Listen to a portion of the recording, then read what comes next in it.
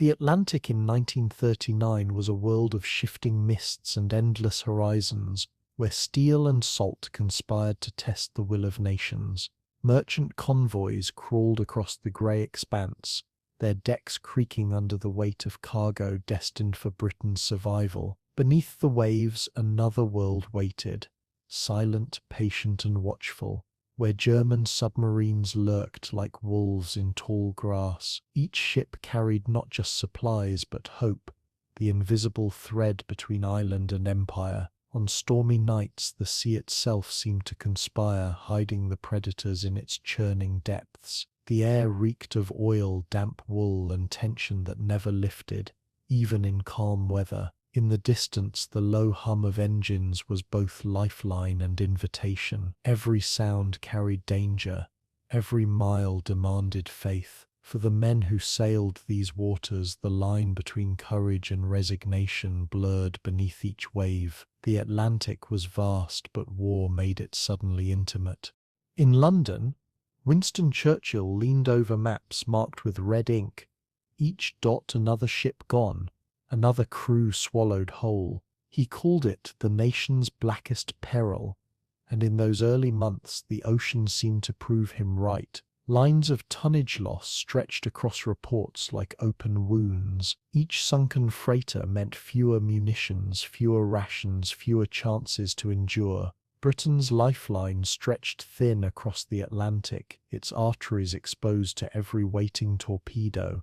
Messages from merchant captains grew shorter, more frantic, often ending mid-sentence. In the Admiralty's war rooms, the ticking of clocks carried the rhythm of fear. Outside, the Thames was quiet, its fog rolling like smoke over the city that depended on distant sailors. The war in the air and on land drew headlines, but this was the struggle that would decide survival. The ocean had become a battlefield with no borders, no witnesses, and no mercy. Far beneath the surface, inside the narrow confines of a Type 7 U-boat, men whispered in the dark. The air was thick with diesel fumes, sweat, and the metallic taste of confinement. Condensation dripped from pipes like rain, each droplet echoing in the cramped silence. They spoke little, conserving breath, listening for the distant heartbeat of propellers. Captain and crew were bound by routine, a ritual of precision and patience where one mistake could mean annihilation. The engines rumbled through steel walls, vibrating through their bones like the pulse of the deep. Charts lay spread across a small table under a red lamp, tracing routes toward prey that never saw them coming. Above, the surface glowed faintly with moonlight, a false calm that masked the violence below. Every ascent to periscope depth felt like resurrection, every dive like burial. Down here men lived not by hours but by heartbeats and depth readings. On the surface, the convoys stretched in fragile lines, each ship following another through fog and fear. Their hulls groaned under the strain of weather and war alike. Radio silence kept them blind to one another, bound only by discipline and faith in unseen escorts. The ocean was both protector and predator, vast enough to hide, cruel enough to kill. When dawn broke, it revealed only grey upon grey, an indifferent sea and a sky that gave no answers. The merchant sailors, many of them civilians, stood watch with rifles and eyes that had learned to see ghosts on the horizon. They knew that when the torpedoes came, there would be no warning, only the shock of impact and the sound of rushing water. Survival was measured not in courage, but in seconds. Oil fires lit the waves like floating suns, and lifeboats drifted in their glow like silhouettes of the damned. This was not glory, it was endurance written in salt and fear. In Berlin, Admiral Karl Dönitz studied the same sea through different eyes. To him, the Atlantic was a chessboard, its ships mere pieces in a strategy of attrition. He believed a few hundred submarines could starve Britain into surrender, one convoy at a time. His captains were his knights, bold, silent and expendable. From his command post, messages arrived, like prayers answered. Another freighter down, another victory for the Reich. Yet even in triumph, he knew the sea gave nothing freely. Storms tore through formations, mechanical failures stranded boats for days, and pressure crushed more than just steel. The men he sent out returned older, hollowed by darkness and isolation. Their reports came with statistics, but between the lines lived exhaustion and dread. For every ship sunk there was a cost too deep to measure. Victory, he thought, had the taste of salt and despair. Winter came early that year, and with it, the Atlantic grew crueler still. Waves rose like walls, slamming against hulls with the force of artillery. Ice formed on railings and gun barrels, weighing them down, numbing the hands that clung to them. Storms masked U-boats from patrol planes but punished them equally, driving them deeper into peril. Somewhere near Iceland, a convoy scattered in the dark, its ships vanishing one by one. Radio operators tuned into static, listening for calls that never came. When dawn arrived, it brought silence, the kind that feels heavier than noise. Frozen ropes creaked, and the sea, unrelenting, swallowed both the living and the dead without distinction. The ocean had no sides, no loyalties, only appetite. It was the perfect battlefield, because it remembered nothing. In the harbours of Halifax and Liverpool, new convoys formed like veins reconnecting to a wounded heart. Men loaded crates under dim lanterns, their breath steaming in the cold night. Letters were sent home with quick, nervous words, promises that none believed but all repeated. Ships departed under blackout, their decks quiet, except for the low murmur of engines and prayer. Mothers and lovers stood on docks, waving to silhouettes already swallowed by mist. Somewhere among them, the war's outcome hid in ordinary faces. Each sailor knew the odds, yet still they sailed because someone had to. Above, the stars shimmered faintly, their reflections rippling in oil-stained water. It was a beauty only the doomed could truly appreciate. The sea had claimed them long before the enemy did. Meanwhile, across Britain's airfields, new weapons were taking shape. Small aircraft meant not for glory, but for guardianship. They would soon carry the fight far beyond the shorelines, watching, listening, and striking where no escort ship could reach. Pilots trained under low clouds, unaware that they would become the eyes that ended the ocean's tyranny.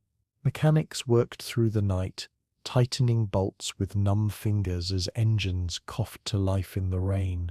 Above the hangars, the wind carried the faint smell of gasoline and revolution. It would take months before these machines reached their potential, but their promise was clear. The sea's dominion was ending, though no one yet knew it. For now, the U-boats still ruled, and the convoys still bled. But history, like the tide, was already shifting. The balance of fear was beginning to change. In U-boat pens along the French coast, sailors prepared for their next patrols with mechanical precision. They packed charts, bread and cigarettes, small comforts for long cold months ahead. Engineers checked oxygen valves while commanders briefed their crews in low, deliberate tones. Every departure felt like destiny, every return a victory over the elements themselves. Yet beneath the discipline lingered doubt, a silent acknowledgement that luck, not skill, was often the final judge. Above them, Allied reconnaissance planes prowled unseen, their lenses capturing every movement. The sea outside the pens shimmered black and cold, as if waiting. Diesel engines rumbled, chains clanked, and slowly the submarines slipped away into the night. For their captains, the darkness was both ally and executioner. The ocean gave nothing but demanded everything in return. By early 1940, the Battle of the Atlantic had become the pulse of the war itself. It was no longer fought for glory or headlines, but for existence. Each freighter that arrived meant life. Each that sank meant another wound to Britain's heart. Sailors no longer spoke of winning, only surviving. Admirals prayed to outlast statistics, and beneath it all the sea remained the only constant, vast, cold, and indifferent. It would bear witness to every scream, every explosion, every silence that followed. Above its surface empires clashed, below it men vanished without trace. This was the war without borders, without rest, without end. Beneath the rolling waves an invisible war had begun, silent, patient, and without mercy. In the winter of 1940, as Europe burned on land, the true war for survival shifted beneath the waves. The Atlantic stretched out like a cold battlefield without borders, its surface deceivingly calm while predators gathered below.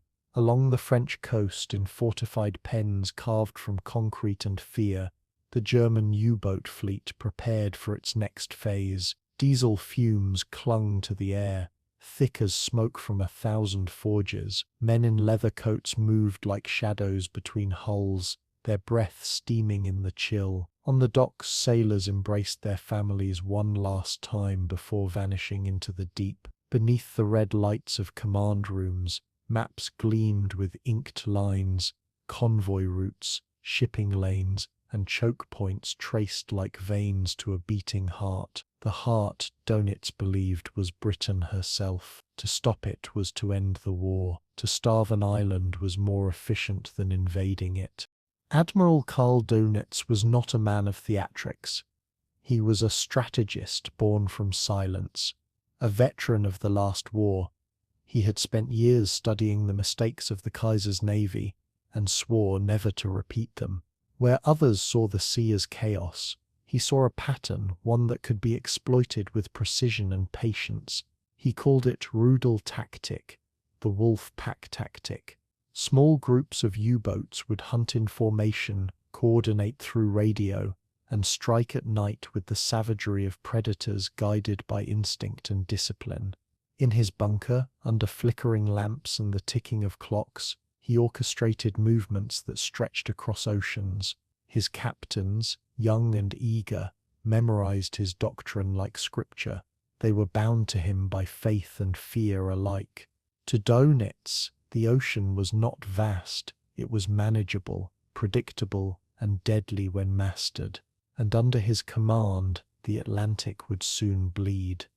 When the first wolf packs formed, they moved like phantoms through the Bay of Biscay. 11 boats, each crewed by 44 men, submerged into the grey-blue void and disappeared from human sight. Their wireless operators tuned in to coded bursts, short and sharp like the pulse of a heart. Above them, the surface rippled with wind and salt, oblivious to the machines prowling below. The captains spoke little, conserving words as they conserved oxygen. Every periscope scan revealed nothing but waves.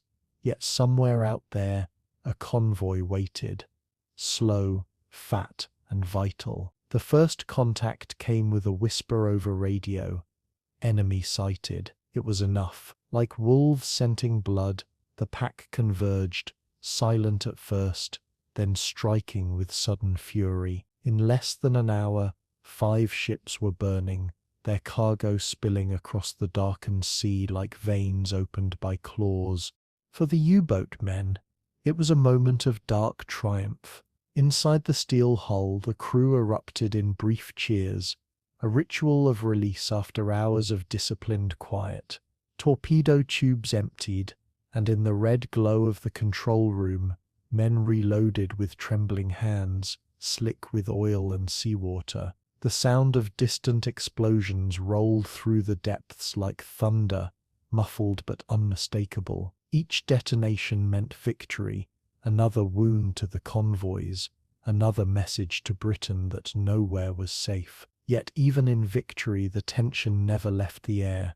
The sea could turn hunter to hunted in seconds. Sonar pings echoed faintly through the hull, rhythmic and unnerving, each pulse a reminder that silence was survival. In the darkness, every creak of metal sounded like betrayal. The U-boat was alive, breathing with its crew, sharing both their triumph and their fear.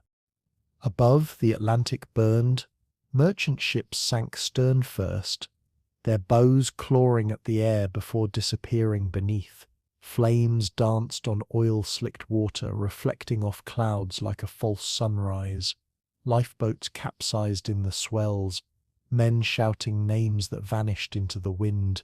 The escorts fought back, but their depth charges fell wide, blind punches thrown into an ocean that swallowed sound and hope alike. For the merchant sailors, the attack came without warning and ended without mercy. They had no face for their enemy, only the terror of the unseen. In London, reports arrived hours later. Another convoy shattered, another loss added to the mounting toll. The numbers alone could not convey the weight of those nights. Each statistic hid 100 stories of courage, fear, and cold salt water closing over open eyes. The sea kept them all. Dönitz read the reports in silence, his expression carved from stone. Each success confirmed what he already believed, that discipline and coordination could cripple an empire faster than bombs or tanks. He had created a weapon not of steel alone, but of doctrine. His captains were his disciples, and their loyalty was his strength. In the echoing corridors of his command, he paced like a man listening to distant waves. The maps on his walls became his battlefield, red lines crossing blue oceans with mathematical precision. Every convoy route was a wound waiting to open. Yet even as victory reports came in, Dönitz felt the creeping pull of time. The Allies were adapting. He knew it, sensed it, but still believed the U-boats had a season left to rule the deep. In war, seasons mattered, and this one belonged to him. In the U-boat pens, the rhythm of departure and return became ritual. Boats slid into the sea beneath the watchful eyes of spotlights, their decks slick with rain and resolve. Crews sang as they cast off, their voices echoing against the concrete walls like ghosts rehearsing their own eulogies. Some boats never returned, their absence marked only by silence on the radio and names etched on bunker walls. But those that did were greeted as heroes, their conning towers decorated with painted tonnage and symbols of destruction. They brought with them trophies, flags, photographs, fragments of lifeboats, tokens of a grim efficiency. Yet in their eyes the victory was quieter. Many had seen men die up close, through periscopes that reduced human life to a flicker on the horizon. It was a burden they carried in silence, buried deep like the sea itself. The ocean had claimed them too, even if they still breathed. As months passed, the wolf packs grew bolder. They struck in formation, coordinated by encrypted radio transmissions bouncing through the ether. The night sky flickered with distant flares, and the Atlantic, once vast and empty, became a battlefield of echoes. British escorts fought valiantly but were spread thin, too few ships covering too many miles. The convoys began to feel like moving graveyards trailed by death that surfaced only to strike. Dönitz's strategy worked because it fed on rhythm, the predictability of trade, the routine of resupply. Every pattern became an opportunity. Every route became a trap. Beneath the waves, the packs moved with mechanical precision, unseen and unrelenting. For a time it seemed no force on earth could stop them, and in that illusion of mastery the seeds of downfall were quietly sown. In the mess halls of Germany, propaganda celebrated the sea wolves as heroes of the Reich.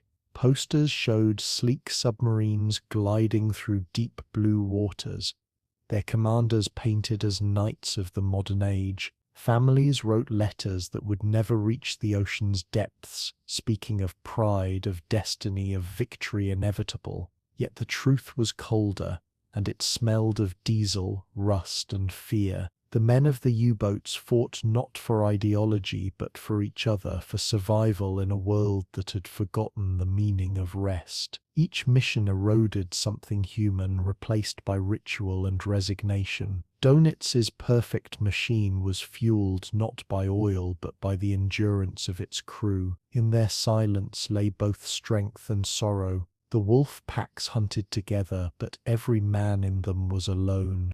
By 1941, the wolf packs had become legend, feared by sailors, studied by strategists, and hunted by none who could yet catch them. They moved through the Atlantic like living myths, their presence measured only by the wreckage they left behind. Britain bled tonnage faster than it could replace it. For every convoy that made landfall, another was lost to the dark. Yet even legends decay with time, and innovation never sleeps. Soon radar, sonar, and aircraft would invade the wolves' domain, turning their sanctuary into a trap. But in these early years, before the tide shifted, they ruled the sea with precision and cruelty unmatched. The Atlantic had become their hunting ground, and every wave their ally. They struck not as one ship, but as a pack, shadows in formation, tearing at the lifelines of an island nation. The year was 1940, and under the pale glow of the Atlantic moon, the hunters owned the night. Calm seas stretched endlessly, silvered by light and streaked with the dark silhouettes of convoys inching across the horizon. Beneath them, U-boats glided silently, their hulls slick with condensation, their periscopes slicing the surface like knives through glass. The moon was both ally and accomplice, revealing targets too slow to hide and too vital to lose. From periscope view, merchant ships looked fragile, their wakes glowing faintly like trails of ghosts. Inside the submarines, the air was electric with anticipation, a mix of sweat, oil, and triumph unspoken. Torpedo crews whispered final checks, their hands steady, their faces expressionless under red light. The order came in a voice that barely broke the stillness. Feuer. The hunters struck, and the sea answered in flame. The explosions tore through the calm like the ripping of the world itself. Great columns of water rose, shimmering with fire, as steel split and screams echoed into the night. Flames danced across the waves, fed by oil and wind, their reflection flickering through the U-boat's observation lenses. The captains watched without expression, professional, cold, efficient, students of destruction in their element. For every torpedo that found its mark, there was a pause, a breath, a moment where time seemed to stop. The crew listened for the sound that followed, the hollow thunder of a ship breaking apart. Then came the cheers, low at first, then rising, swallowed by the roar of engines as the submarine dove once more. Outside, debris drifted on the surface, planks, barrels, a single life jacket, illuminated by moonlight. The ocean rolled back over its victims, indifferent as always. War beneath the waves had its own kind of silence. Above, the convoys burned like cities adrift in the dark. The night sky turned orange with reflected flame, pillars of smoke twisting into clouds already heavy with salt and grief. Survivors clung to debris, their faces pale, their voices hoarse from salt water and shock. Lifeboats scattered across the swells, their occupants small, desperate figures against the enormity of the sea. Rescue ships, if they came at all, would arrive too late. Some men prayed, others simply stared upward, watching the last embers fade into the clouds. It was a sight that haunted even the victors, though they never spoke of it. For every sinking, the ocean grew darker, not with oil but with memory. And yet, within that darkness, the wolves of the deep thrived. In Berlin, the news was celebrated as proof of mastery at sea. Newspapers hailed the sea wolves as heroes, striking decisive blows against the British blockade. Propaganda reels showed confident commanders stepping from their submarines, greeted by cheering crowds and camera flashes. Dönitz's strategy seemed invincible, his doctrine flawless. In the Reich Chancellery, officials spoke of starving Britain into surrender before year's end. Yet far from the marble halls, the reality was less triumphant. damp corridors, rationed rations, and men who slept beside torpedoes because there was no room for comfort. They were young, barely men at all, hardened by the pressure of depth and discipline. Each patrol returned with fewer smiles and quieter eyes. Still, the reports glowed with success, and in that glow a dangerous illusion began to take hold. Victory, it seemed, had become habit. In the Bay of Biscay, the U-boats returned to port through storms and celebration alike. The docks smelled of diesel, salt, and champagne poured too early. Wives and lovers waved from quayside crowds, their scarves whipping in the wind as horns blared through the mist. The returning submarines, streaked with rust and barnacles, were garlanded like ancient heroes. Bands played under banners declaring Unser Helden des Atlantics. But for the men stepping onto dry land, the world above felt foreign, too bright, too loud, too easy. They carried the sea with them, its silence lodged deep in their bones. Nights on land were restless, haunted by the rhythmic beat of sonar pings and the memory of explosions felt, not heard. They were celebrated as predators, yet each carried the weight of those who never surfaced. The wolf pack had tasted glory, but glory has a cost that cannot be spent twice.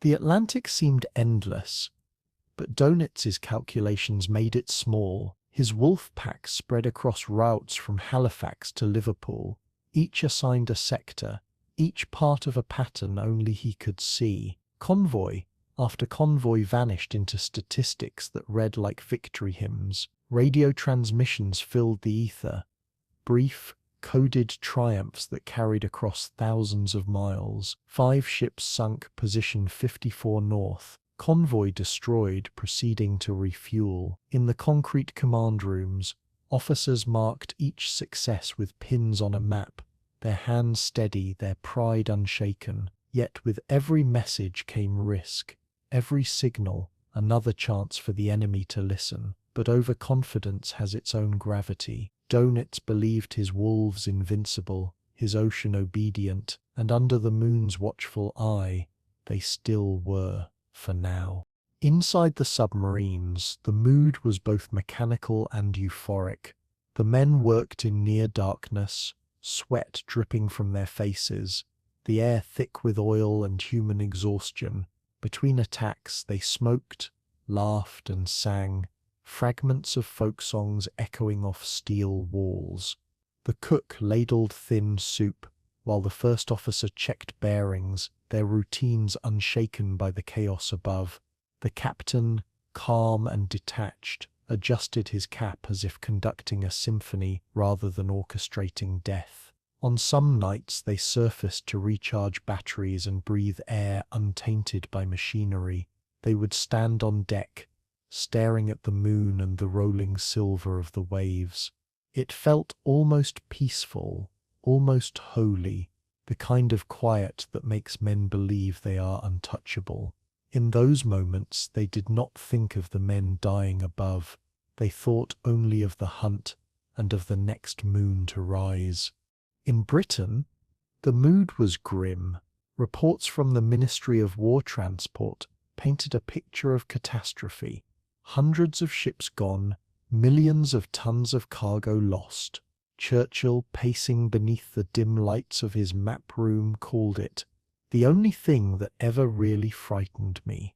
Merchant crews grew restless, haunted by dreams of torpedoes and burning oil.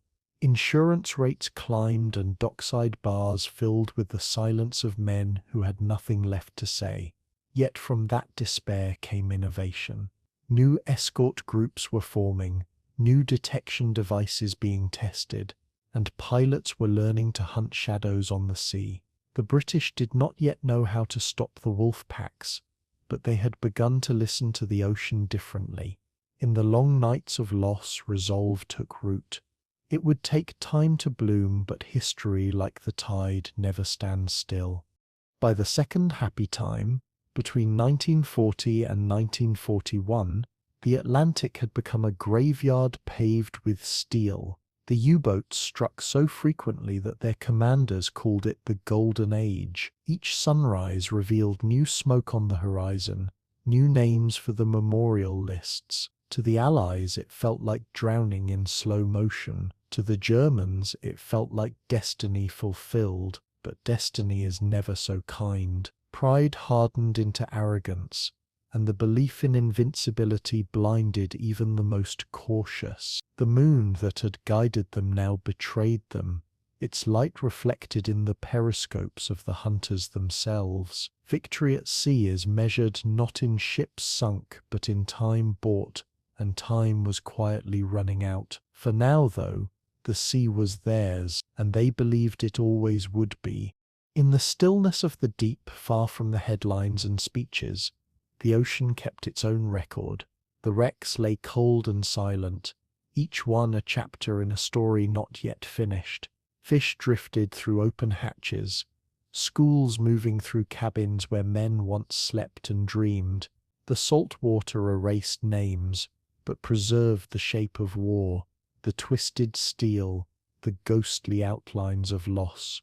The U-boats returned to port one by one, celebrated by nations that did not understand the toll beneath the triumph.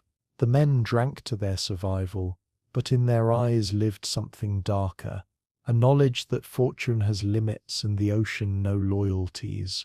The moon above them shone the same as before, silver and indifferent. Pride whispered that it always would.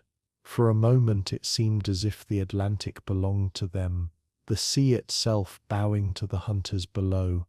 The Atlantic was bleeding, and Britain was running out of time. Merchant ships sank faster than they could be built, each loss tightening the noose around an island that lived by trade. The Admiralty's war rooms glowed with red and white pins, each marking a ship gone, a route endangered, a captain lost to the deep. Out of this chaos, a new strategy began to take shape, one born of discipline and necessity. It was not glamorous, not daring, but it was survival made practical. The convoy system, first conceived in the last war, would return with new purpose. Ships would no longer sail alone, but as one, a slow-moving armada of lifelines bound by steel and resolve. Around them, destroyers, corvettes, and trawlers formed protective rings, their task both thankless and vital. It was the beginning of order amid the storm, and though the sea remained cruel, the men who crossed it would now do so together.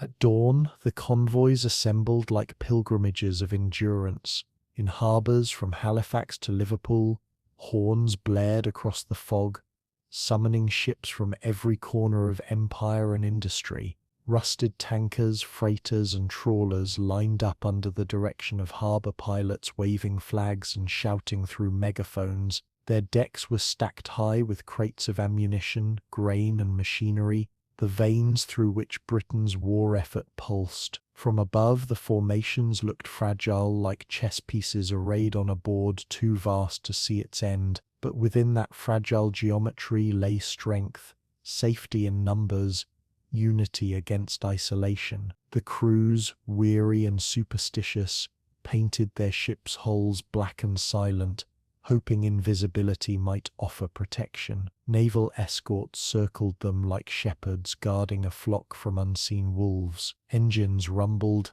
anchors lifted, and slowly the convoys began to move. Each departure felt like a gamble with fate, paid in steel and courage. The escorts themselves were marvels of endurance, destroyers and corvettes built not for comfort but for constant motion. Their decks were perpetually wet, their cabins cramped, their engines roaring through nights without sleep. On board, men worked in shifts so tight that time became irrelevant, marked only by meals and alarms. Sonar operators hunched over glowing screens in rooms that smelled of oil, ozone, and fear. The sound they listened for was faint, a ping, a heartbeat, a ghost in the water. When it came, the ship tensed as one living thing. Depth charges were rolled overboard, exploding below with muffled violence that shook the teeth from their jaws. Each detonation sent vibrations through the sea and through the men alike, a reminder that beneath them death hunted in silence. And yet in that darkness they had found a method, the first answer to an enemy that thrived on chaos. In those early months, every crossing was an act of balance between discipline and luck. The convoys were slow, often no faster than 8 knots, easy prey if caught but invisible. If unseen, fog became their greatest ally, concealing their routes from the ever-watchful periscopes. Radio silence was sacred. A single transmission could betray them to an enemy hundreds of miles away. The men learned to read the ocean with instinct, the glint of a periscope, the unnatural rhythm of waves disturbed by something below. Sleep came in fragments, meals were eaten cold, and laughter was rare but valued when it came. When the seas were calm it felt like grace. When they weren't it felt like punishment earned by simply surviving. Each ship trusted the one beside it, not through orders but through shared necessity, and in that unity they began to change the rhythm of the war. On the bridge of every escort, the captain stood with binoculars pressed to his eyes, watching horizons that never ended. Behind him, a helmsman steered by compass, his hands steady despite exhaustion. The sea stretched in all directions, grey and unbroken, its surface hiding both salvation and death. Somewhere below, U-boats moved in packs, tracking the convoys through radio signals and instinct sharpened by experience. But for the first time they were meeting resistance organized enough to matter. Allied ships began communicating through light signals, flashes of Morse across the darkness. Orders passed without sound. At night the escorts zigzagged their courses, forcing torpedoes to guess rather than strike. It was war conducted by discipline rather than aggression, patience rather than pride. The Atlantic was no longer the U-boats' hunting ground alone. The hunters now had to watch for the shepherds. Below decks, sonar men listened through headphones that carried the pulse of the ocean itself. Every sound mattered. The creak of pressure, the hum of screws, the echo of whales mistaken for submarines. Their hands hovered over dials, adjusting sensitivity with the tenderness of surgeons. When the ping came back too sharply, too fast, they knew they were close. Orders shouted, engines reversed, and depth charges rolled from racks with the finality of prayer. Explosions thudded below, shaking walls, knocking cups from tables, and rattling hearts in rib cages. Silence would follow, a silence that could mean death below or failure above. They waited, always waited, listening to the rhythm of absence. The sonar rooms became the heartbeat of the convoy, each operator a link between survival and destruction. In that dim light, surrounded by sound, they became the unseen guardians of the deep. The sailors of the merchant fleet carried burdens few could imagine. They were not soldiers, but men of trade and labor caught in the crossfire of empires. Each voyage was a contract signed in uncertainty, their pay meaningless compared to the odds. When torpedoes struck, they were the ones left adrift, their faces lit by burning fuel, their voices lost to wind and distance. Yet still they sailed. They patched their ships with steel and prayer, learned to navigate by stars and luck, and crossed again and again because someone had to. They wrote home about weather, never about fear. They shared cigarettes on decks coated with frost, watching the horizon with eyes that no longer trusted it. These were the quiet heroes, the anonymous endurance of war. They did not wear medals, but their courage held a nation together. Without them, no victory was possible. Innovation followed necessity as the war deepened. The Allies began to form permanent escort groups, teams of ships that trained and fought together, learning the rhythms of one another's motion. New technologies arrived, crude but vital sonar, improved radar spread across the fleet, and codebreakers worked tirelessly to predict the wolf pack's paths. The convoys became organisms, not formations, systems that could adapt, react, and survive.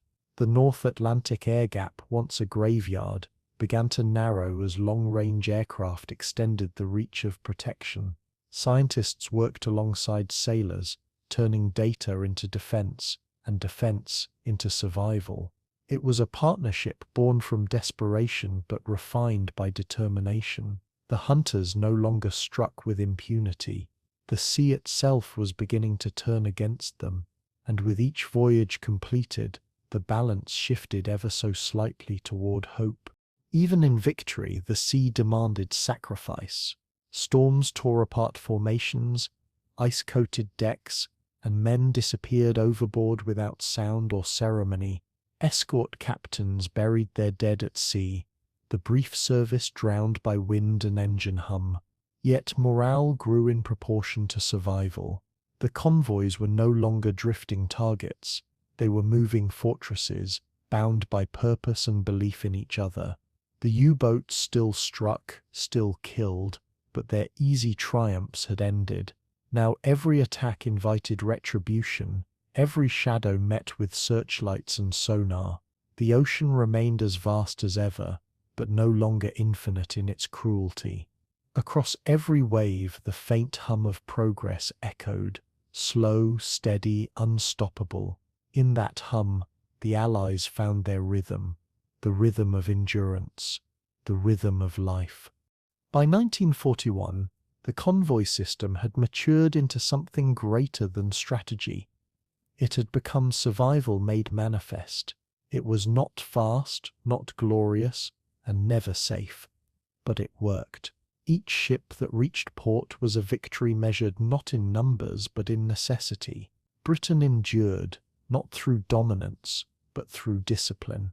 Across the Atlantic, men had learned to tame chaos with order, to counter fear with unity.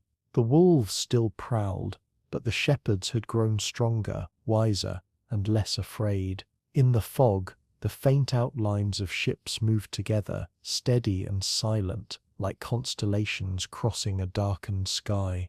The Atlantic still took lives, but it no longer took hope. Where chaos had ruled, order now sailed, fragile, disciplined, and determined to endure. The ocean above was a living thing, and inside the steel coffin below it, life shrank to the size of its hull. A U-boat underway was a world without color, sealed tight against the sea that wanted to crush it. The air was thick with diesel fumes and the sourness of human breath. Every lungful carrying the weight of confinement. Water dripped endlessly from pipes and valves, forming cold beads that rolled down the walls like sweat. Lights flickered dimly, casting the men in yellow haze as they moved through corridors barely wider than their shoulders. There was no privacy, no stillness, and no escape from the monotony of motion. Machinery hummed like a nervous heartbeat, steady and relentless. The sea pressed against the hull with invisible force, its creaks a constant reminder of fragility. Above them, the world of wind and sun had ceased to exist. Down here, survival meant silence. Sleep came in fragments, stolen between shifts in bunks shared by 3 men. When one stood watch, another slept, and another waited his turn, their dreams intermingling with the rhythm of the engines. The mattresses were damp, the sheets never clean, and the air so dense with oil that breathing felt like swallowing smoke. Condensation dripped from the ceiling onto faces, waking men who no longer bothered to wipe it away. The torpedo room doubled as a bedroom, its cold metal casing both weapon and pillow. Every inch of space was filled, canned food stacked beneath tables, spare parts tucked under bunks, and the sharp smell of machine grease soaked into clothing. Men whispered instead of speaking, voices low to preserve oxygen and sanity alike. Laughter was rare, but when it came it broke like light through cloud. The closeness bred both brotherhood and irritation. Tempers flared over inches of space. In such confinement even silence felt crowded. Food was survival measured by taste and decay. Fresh bread lasted only a few days before turning green at the edges, its mold scraped off with knives too precious to waste. Cabbages hung from ceiling hooks, their leaves drying to parchment in the stale air. After weeks at sea, meals consisted mostly of tinned meat and black coffee brewed from recycled water. The smell of sauerkraut mixed with sweat and diesel, clinging to skin and metal alike. Rats, uninvited passengers, gnawed on supplies in the night. When the engines stopped and quiet descended, the sound of their tiny claws could be heard echoing through the hull. Men chewed in silence, eyes half closed, imagining meals that no longer existed.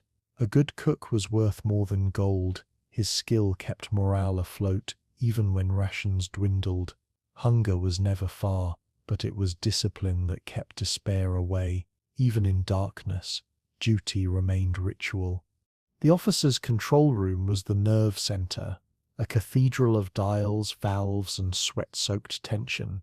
Here the captain stood motionless, headset pressed tight, every vibration of the hull translated into instinct. Periscopes rose like silver ghosts, cutting the surface with silent precision before slipping back into blackness. When the U-boat surfaced, men gulped fresh air as if it were treasure, their lungs expanding painfully after hours of pressure and fear. Orders were shouted softly, the kind of urgency reserved for men who already knew the stakes. Depth gauges trembled with every adjustment, their needles the thin line between life and implosion. When the call to dive came, hands moved in harmony, sealing the ship's fate for another descent into silence. The rush of water outside was deafening, then gone, replaced by hum, creak, and breath. The captain's eyes stayed forward, his face carved by discipline and fatigue. Beneath him,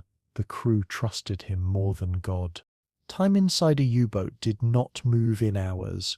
It moved in sounds. The rhythm of propellers, the shifting of ballast tanks, the hiss of compressed air. Watches were meaningless, for night and day no longer mattered. Men measured existence by action. Dive, surface, turn, evade. The monotony was broken only by fear, and fear was always near. When sonar pings echoed through the hull, the sound was unbearable, high, metallic, and mocking. Each ping meant they were seen, known, hunted. Hearts quickened, breaths shortened, and prayers were whispered into sleeves. For the crew, survival was no longer courage. It was instinct rehearsed through repetition. The deep became a prison of echoes, each one asking how long they could last. When the attack came, it came like judgment. The first explosion was distant, a low thud that rippled through the hull. Then came another, closer, and another, until the world became vibration and chaos. Light bulbs shattered, dust fell from ceilings, and water burst through small cracks with terrifying force. Men grabbed onto pipes as the U-boat twisted, its frame groaning under pressure. The sound of depth charges was not the explosion itself, it was the aftershock, the rush of displaced water slamming against steel. Each blast was a reminder that death here was not quick. It was crushing, drowning, suffocating. The captain's voice cut through the noise, steady but hollow. Hold fast. They held, the boat creaked, shuddered and survived. Then silence again, heavier than before. Survival was victory, temporary, incomplete, but enough. After each attack, the aftermath felt unreal. The smell of ozone filled the air from burned wiring, mingling with the stench of fear. Men wiped sweat from their brows with shaking hands, pretending calm that no longer existed. Some prayed quietly, their lips moving without sound, while others sat motionless, eyes vacant. Repairs were made with urgency, every man suddenly a mechanic of his own survival.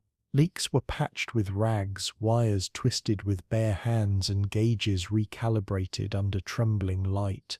The The depth of the sea outside was a secret they did not wish to know. Only the hum of engines gave reassurance that life still persisted. The silence that followed was not peace. It was exhaustion pretending to be calm. They were alive but never free. Letters from home were sacred things read until they fell apart.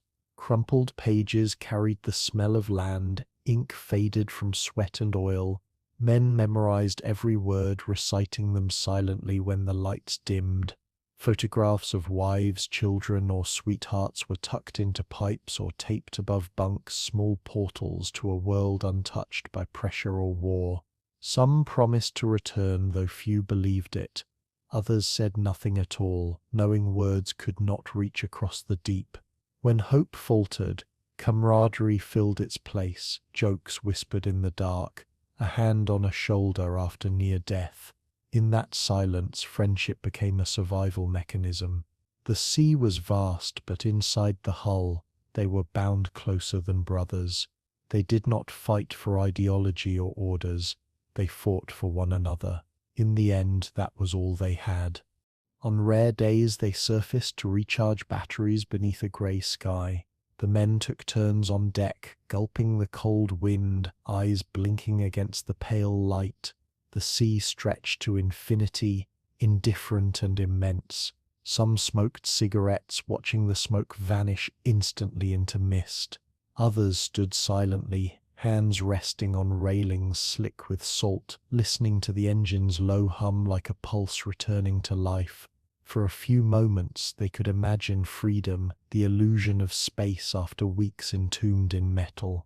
Then came the order to dive, and the moment was gone, swallowed by the dark once more. Every descent was a surrender to the inevitable, and yet they obeyed without hesitation, as if the ocean had claimed their will long ago. So war dragged on, the ocean grew more hostile, and so did the silence. U-boats that once prowled with confidence now vanished without trace, their final messages never reaching shore. Inside, the men learned to live with ghosts, the memory of those who did not surface. Each mission blurred into the next, a repetition of endurance, fear, and duty. When they dreamed, it was of sunlight on waves and the sound of gulls overhead. But dreams faded quickly in recycled air. They were men trapped between worlds, too deep to live, too alive to die. Life beneath the waves was not lived. It was endured, minute by minute, in the dark. By 1942, the ocean had begun to whisper of change. The U-boats, once kings of the deep, were finding fewer shadows in which to hide. Technology, born from desperation and refined by loss, began to turn the tide of an invisible war. From airfields across Britain and Iceland, engines roared to life as Coastal Command took to the skies. Their task was vast and merciless, to watch every wave, every cloud, every speck of movement below. Radar antennas spun slowly on airfield towers, their green screens flickering with the faint promise of contact. At first the signals were uncertain, ghosts of weather and interference, but soon the ghosts became U-boats. With every sortie, the Atlantic shrank. For the first time, the hunters could be found.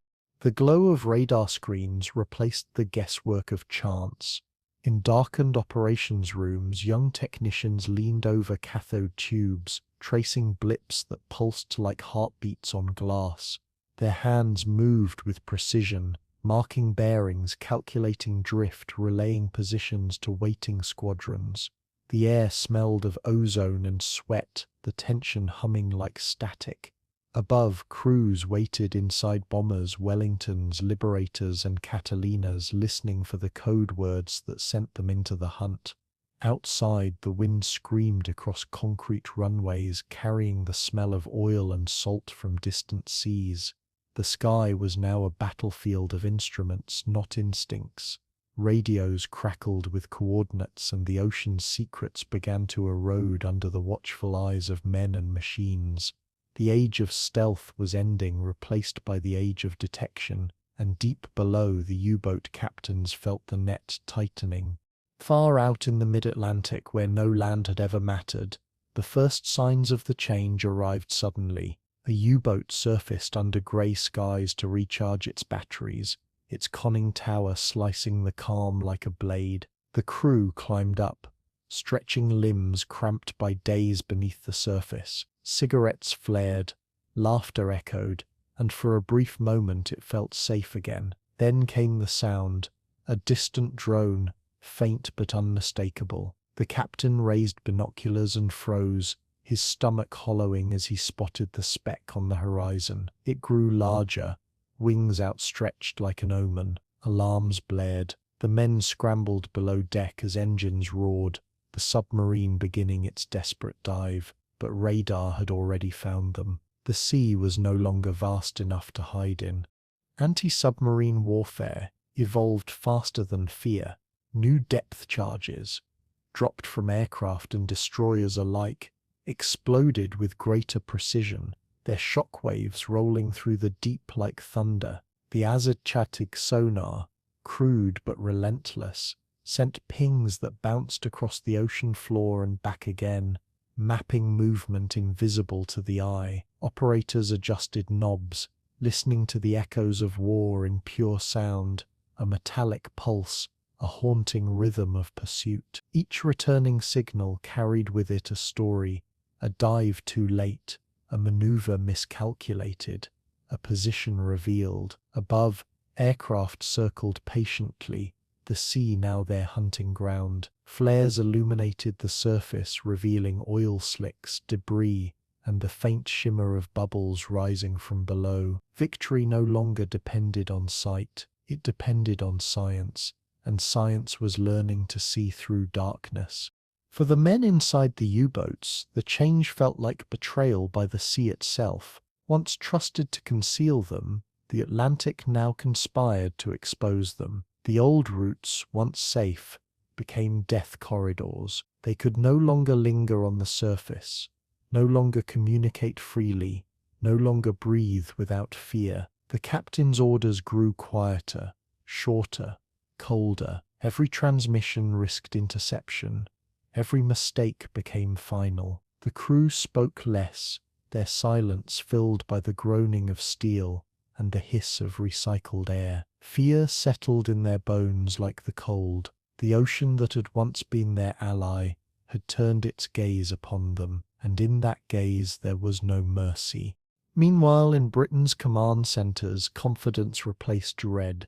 Charts once covered with red markers of loss now showed blue markers of success.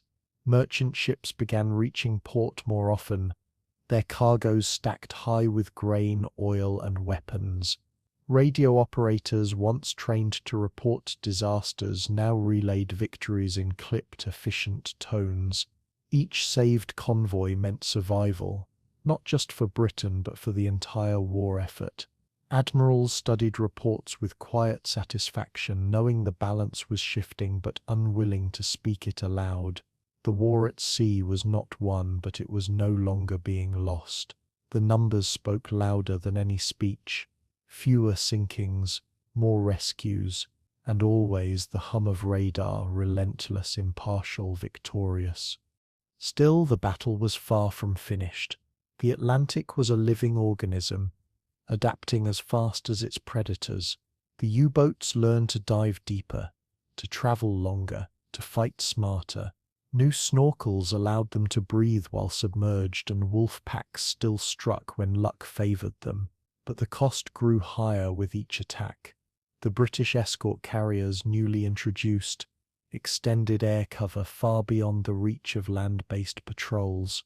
Tiny aircraft, folded into hangars below deck, now roamed where no plane had ever reached. From the Arctic to the Azores there were fewer places to hide. The once endless ocean had become a maze of eyes and ears. For the first time the hunter's arrogance began to crack. In Berlin, Admiral Dönitz read reports with growing unease. His once invincible strategy of coordinated wolf packs was unraveling under the pressure of new technology. The numbers were merciless. Dozens of U-boats lost in a single month, their crews swallowed whole by the sea they thought they ruled. The propaganda machine still boasted of triumphs, but within the Kriegsmarine's walls the truth was clear.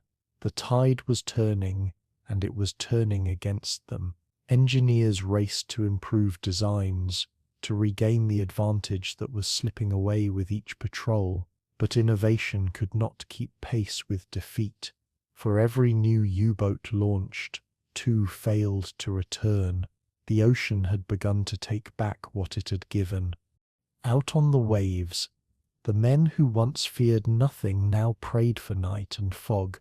They moved slower, quieter, their hands trembling as they listened to the sound of aircraft engines above.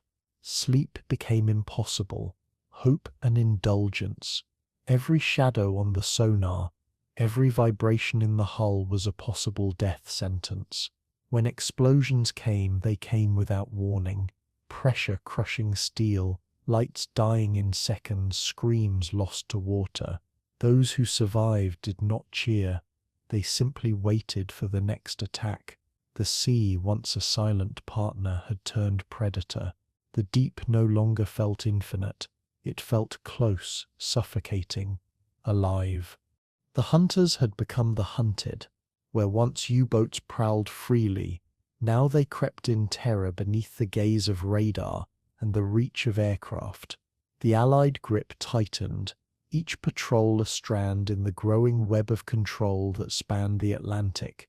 Convoys that once prayed for survival now sailed with guardians above and below. Victory was not sudden. It came like sunrise, slow, patient, undeniable. For the men who fought it, the ocean would never again be the same. The Atlantic had changed from wilderness to battlefield, from battlefield to grave. The U-boats, once masters of fear, now carried it within themselves. The hunters had become the hunted, and the deep began to feel smaller. The heart of the Atlantic was a graveyard without markers. It stretched for hundreds of miles between the reach of British patrols and the range of American aircraft, a void in which sound and hope vanished together. Sailors called it the Black Pit, though its name was whispered more often than spoken aloud. Here the ocean rolled endlessly, cold and merciless, its swells higher than houses, and its winds colder than forgiveness. In daylight, it gleamed deceptively calm. At night it became a living shadow. Convoys moved through it like ghost fleets, their engines muffled, their lights extinguished, their eyes fixed on horizons they would never see. The compasses quivered as the storm currents dragged at the hulls, and the air reeked of salt, oil, and fear. Every splash sounded like a torpedo. Every silence felt like warning. It was a place where courage was measured, not by action but by endurance. In this vast emptiness, the sea belonged to no one, except death. In London's war rooms, the map of the Atlantic had a wound in its centre. It was shaded in black, the space between Newfoundland and Ireland where no aircraft could yet fly, no escort could yet follow. Each convoy entering it was a gamble, a test of luck and endurance against invisible predators. The radio operators tracked them for as long as signals held, then watched helplessly as the dots disappeared into silence. Hours turned to days with no word until sometimes too often a single SOS burst through the static.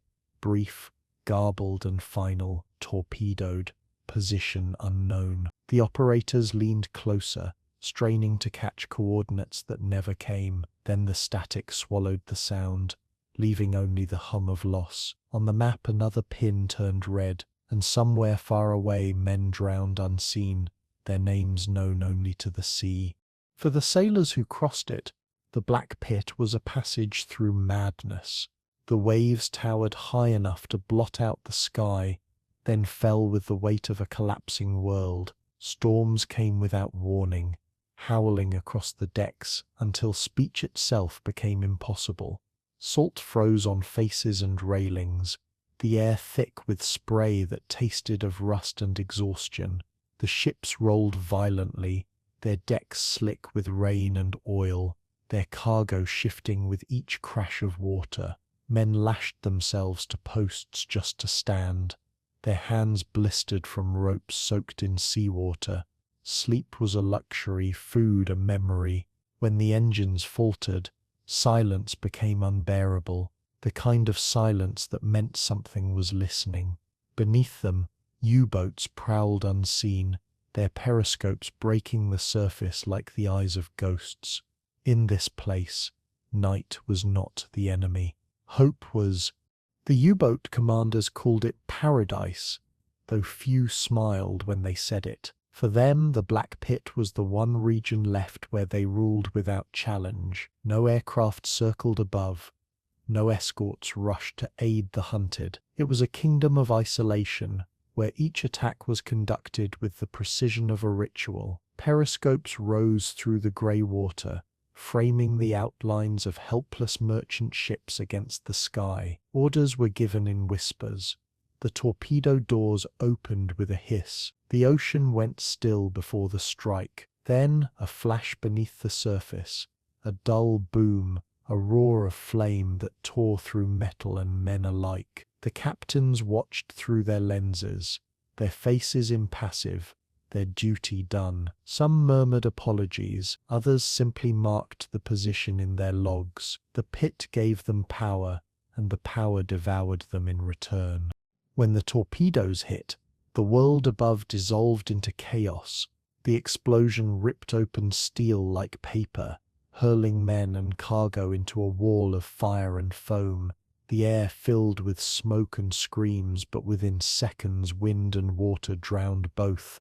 Lifeboats were impossible to launch. The waves smashed them before they touched the surface. Survivors clung to wreckage, their breath freezing in seconds, their cries fading into fog. The destroyers guarding the convoy turned frantically, dropping depth charges into the black, their explosions painting the water in flashes of white. But for every U-boat found, 3 escaped. When dawn came, the sea was littered with debris, barrels, life jackets, pieces of dreams, and as the sun rose over the endless grey, the ships that remained moved on, their decks slick with salt and sorrow. To stop was death, to move was survival. Inside the U-boats, victory was a hollow thing. The crew listened to the explosions above, the rush of water as ships broke apart. Some cheered softly, others closed their eyes. The captain logged the success. Tonnage sunk, time of attack, direction of escape, and then ordered silence. The engines resumed their low growl, pushing the boat deeper into the cold. Sweat dripped from the ceiling, mixing with condensation and the smell of fuel. The air was hot, humid, unbreathable. A torpedo man crossed himself quietly. Another lit a cigarette, the smoke curling in still air. They had won, but victory meant nothing when death pressed so close. The men of the deep did not dream of medals. They dreamed of surfacing again, of seeing sunlight, of feeling the wind. The ocean granted them neither mercy nor meaning, only time, and never enough. As the months dragged on, the Black Pit consumed ships faster than they could be replaced. Allied command knew something had to change. Meetings in London stretched late into the night, the air thick with tobacco and despair. Charts covered the tables, each red marker a grave, each blue line a desperate plan. "We must close the gap," Churchill demanded, his voice steady but his eyes tired. Engineers promised new aircraft with greater range, new carriers that could bring air power to the center of the ocean. Until then, sailors and captains would continue to vanish into silence. For the men who sailed, orders were simple: keep moving, stay together and pray. But prayer rarely reached this far west. The Atlantic was a godless place, and faith sank as quickly as ships did. Even in the darkest hours, flickers of hope began to appear. The first escort carriers joined the convoys, their decks small but powerful. Aircraft now patrolled deeper into the pit, their engines echoing like hymns above the water. Radar grew sharper, sonar clearer, and the hunters began to lose their advantage. A single plane sighting could save dozens of lives. A single transmission could summon help. Slowly, methodically, the blackness began to recede. But the pit had already claimed its legend, the place where isolation itself became weapon. The sailors who crossed it would remember it as the loneliest stretch of sea in the world. And even when technology finally conquered distance, the memory of that silence remained. It was not just geography, it was fear made endless. Those who survived spoke of the pit with quiet reverence, as if it were a living thing. They described the storms, the nights without stars, the sea so dark it seemed to swallow light itself.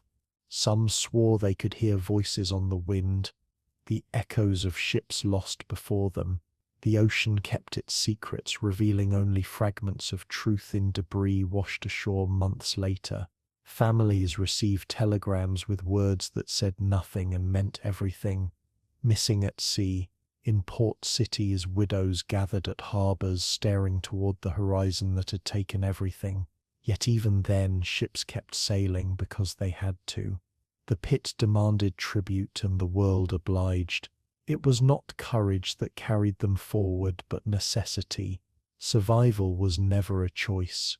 The Black Pit was the ocean at its most primal, endless, cruel, and beyond redemption. It existed not only as a place but as an idea, the embodiment of mankind's smallness against nature and war alike. Here no nation's flag mattered, no rank held power, only endurance remained, and even that could be broken by a single torpedo. When the war finally turned, the pit lost its teeth, but not its legend. Its silence lingered, long after the ship stopped sinking. For those who crossed it, the memory was eternal, a darkness that lived behind closed eyes. It was a place beyond rescue, where silence swallowed distress calls whole. War breeds invention, and in the grey waters of the Atlantic, invention was no longer a luxury, it was survival. By 1941, the convoy system had slowed the losses, but the ocean remained too vast, the air too empty. The Black Pit still devoured ships with mechanical hunger, a space where land-based aircraft could not yet reach. Britain's engineers faced an impossible question. How do you bring the sky to the sea? In shipyards from Belfast to Barrow, the answer began to take shape in sparks, steel, and sheer necessity. Merchant hulls, never meant for battle, were stripped, strengthened, and reborn with decks that stretched from bow to stern. The smell of molten metal filled the air as workers welded through the night under blackout lamps. It was improvisation elevated to art, a fleet born not from design but desperation. When the first escort carrier slid into the water, it was met with silence, then cautious applause. The age of hybrid warfare had begun. To the Admiralty, they were a gamble that could not fail. The Royal Navy had carriers. Yes, great ships like Ark Royal and Illustrious, but those were too few, too valuable, and too far away. The convoys needed eyes that could see beyond the horizon, wings that could chase submarines where sonar could not, and so merchant vessels, tankers, freighters, and grain carriers were given new life. Wooden decks replaced cargo hatches, hangars rose from holds, and catapults were bolted where cranes once stood. The transformation was crude, almost absurd, but it worked. The engineers joked that the ships were part fighter, part freighter, part miracle. When they sailed, they looked ungainly, short, flat, and slow, yet within their steel frames lay the future of the Atlantic War. Admirals watched their early trials with skepticism, unsure if these floating airfields would survive even a single storm. But the sea for once seemed ready to cooperate. The first aircraft to take off from an escort carrier did so in silence, broken only by wind and nerves. The deck was narrow, the sea rough, and every landing was a prayer wrapped in engine noise. Pilots stood at the edge of history, their boots slipping on rain-slicked metal, eyes fixed on the heaving horizon. Full throttle came the order, and with a roar, the first Swordfish biplane leapt into the air. The crew below held their breath as it vanished into cloud, their hands trembling from more than cold. Minutes later, the aircraft returned, skimming the waves before touching down in a perfect skid. Cheers erupted, echoing across the deck and down through the steel corridors. For the first time the convoys had wings. The sailors called them angels of the Atlantic, fragile, courageous, and few. The sky, once unreachable, now belonged to them. Below deck, the carriers felt alive in ways their merchant ancestors never had. The smell of aviation fuel mingled with the old scent of engine oil and salt. Mechanics worked knee-deep in spare parts, turning wrenches with hands blackened by exhaust. Pilots slept beside their planes, trusting them more than men. The ship vibrated with constant life, engines, tools, propellers, and the heartbeat of urgency. Officers walked the narrow catwalks, their boots clanging against the deck plates, their voices echoing orders drowned by the wind. Each takeoff was a gamble, each landing a defiance of chance. The ocean pitched and rolled beneath them, but the crew adapted quickly, learning to trust instinct over calculation. When storms came, the decks disappeared underwater, the planes chained down like prisoners. Yet even in chaos, the mission continued. Hope now came with wings. The pilots of these early carriers flew ancient machines against a modern enemy. Their aircraft, Swordfish and Martlets, Avengers and Wildcats, were slow, underarmed and exposed, yet in their simplicity lay reliability. They could fly low, turn sharply, and strike where radar pointed. The Swordfish, once considered obsolete, became legend. Its biplane wings fluttered through sleet and gunfire alike, delivering depth charges with uncanny precision. From inside their open cockpits, pilots could see the ocean rushing beneath them, the white wake of submarines revealed by chance or skill. Many never returned, lost to engine failure, storms, or the unseen hand of flak. But each mission saved lives, sometimes hundreds, by forcing the U-boats to dive, to hide, to fear. The air had entered the deep's domain, and the deep would never again feel safe. News of the escort carriers spread quickly through the U-boat fleet. At first, the reports were dismissed. Rumors of small ships with wooden decks, laughable toys of a desperate enemy. But soon those toys began to kill. Submarines surfaced to charge batteries and were bombed within minutes. Convoys, once helpless, now retaliated with deadly accuracy. Aircraft circling like hawks over schools of prey. Captains wrote in their war diaries with disbelief, "We are hunted even in daylight." The ocean grows smaller each week. Morale began to fracture. What had once been a game of patience and precision became a nightmare of exposure. Even the bravest among them knew that surfacing now was a gamble with fate. The hunters had gained new predators. In shipyards across Britain, the pace quickened. Every available hull was converted, every spare engineer summoned to the task. Civilian shipwrights worked beside naval architects, turning trade ships into war machines under impossible deadlines. The clang of hammers and the hiss of welders filled the nights, while the smell of burning steel drifted across the docks. Each new vessel launched was a victory not of might, but of ingenuity. The escort carriers were built on the principle that numbers mattered more than perfection. They could be built fast, repaired quickly, and sent where they were needed most. Each one carried the promise of protection, a moving fortress above the convoys, a guardian of steel and courage. The factories no longer just built ships, they built salvation. For the crews who served aboard them, life was hard but proud. Their ships were slower than destroyers, smaller than carriers, and more vulnerable than either. Yet morale was high, lifted by the knowledge that their presence meant fewer ships lost, fewer lives swallowed by the sea. Pilots joked that they lived between the sky and the abyss, and sailors answered that they carried the line between them. Storms battered them, torpedoes threatened them, and yet they endured. The sound of aircraft engines became a hymn across the Atlantic, the sound of defiance, of persistence, of progress. Every mission was a test of faith in machines and men alike. They were fighting not just to win, but to endure long enough for victory to find them, and endurance at last had found its vessel. The success of the escort carriers transformed the rhythm of the war. Convoys no longer crept through the Atlantic, but moved with confidence under aerial watch. U-boat attacks declined sharply as aircraft forced them deeper, where fuel and oxygen dwindled fast. Coordination between ships and planes grew seamless, each complementing the other in a dance of detection and defense. The once invincible wolf packs were now scattered, reduced to isolated predators running from shadows.